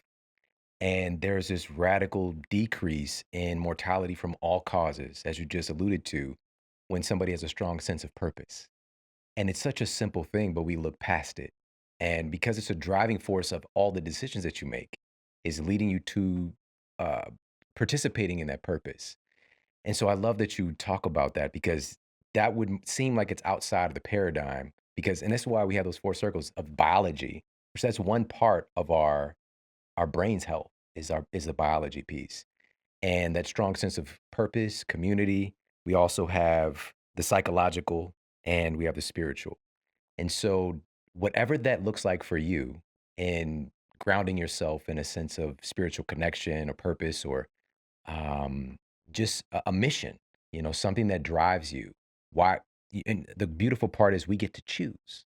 We get to choose. But I think that oftentimes, from somebody like yourself, is giving permission to people that they can choose. And so, thank you for bringing this up and talking about that. Again, so many different things I want to talk to you about. I know how you've created some paradigm shifting books and impacted a lot of lives, but I saw it in your eyes. Like this book it might be your favorite and most important book. And if you can, in closing, I just want to ask you about um, the way that we get and create massive change in our society today. And you talked about this in the book, is getting educated about brain health. Why is that so important for the average person to get educated about it? So I was invited to the White House to talk about mental illness in America, the opiate epidemic. And they knew, I've been on public television a lot. My shows have run over 110,000 times across North America. And I love when you got to see one of my shows. And they said, so what's the big idea? The end of mental illness begins with a revolution in brain health. That if you want to get on top of the opiate epidemic, you have to teach people to love their brains so they make better decisions. If you want to get on top of homelessness, it's brain health, that get their brains right and they can keep their jobs and they can find a place to live that's not on the street. Did you know that 50% of homeless people had a significant brain injury before they were homeless? It's If we're going to solve these epidemic challenges of incarceration at levels that are just insane, and addiction, it starts by falling in love and optimizing the physical functioning of the brain. The end of mental illness begins with a revolution in brain health. Perfect. Dr. Amen, you've been such an inspiration for me. That day, seeing that PBS special of the hundreds of thousands of times that they've been running, it caught me and it changed the way that I think about my brain. And it changed the way that I related to the people in my life. It changed the way that I related to the patients that I was working with. You are somebody, you created a snowball effect. And to have you here and to sharing your latest work, and again, we're creating a new paradigm. It's just really, really inspiring for me. And I just want to thank you so much. Like, I know what it takes to create something like this. Like you said, all of the medical research and looking through some pretty dry journals to pull out these nuggets for people. It takes a lot of work. And I just want to thank you for that. Well, Shawn, I'm grateful to you for helping me spread the message and for all the good you do. Thank you. I receive it. Hey, if you like this video, make sure to check out this video right here to optimize your mindset and to achieve your goals faster. People say to me, well, why do you do your meditations in the morning? I always say, easy. Because if I can overcome myself at the beginning of the day, the rest of the day is easy. That's the biggest mastery, right? Is the self.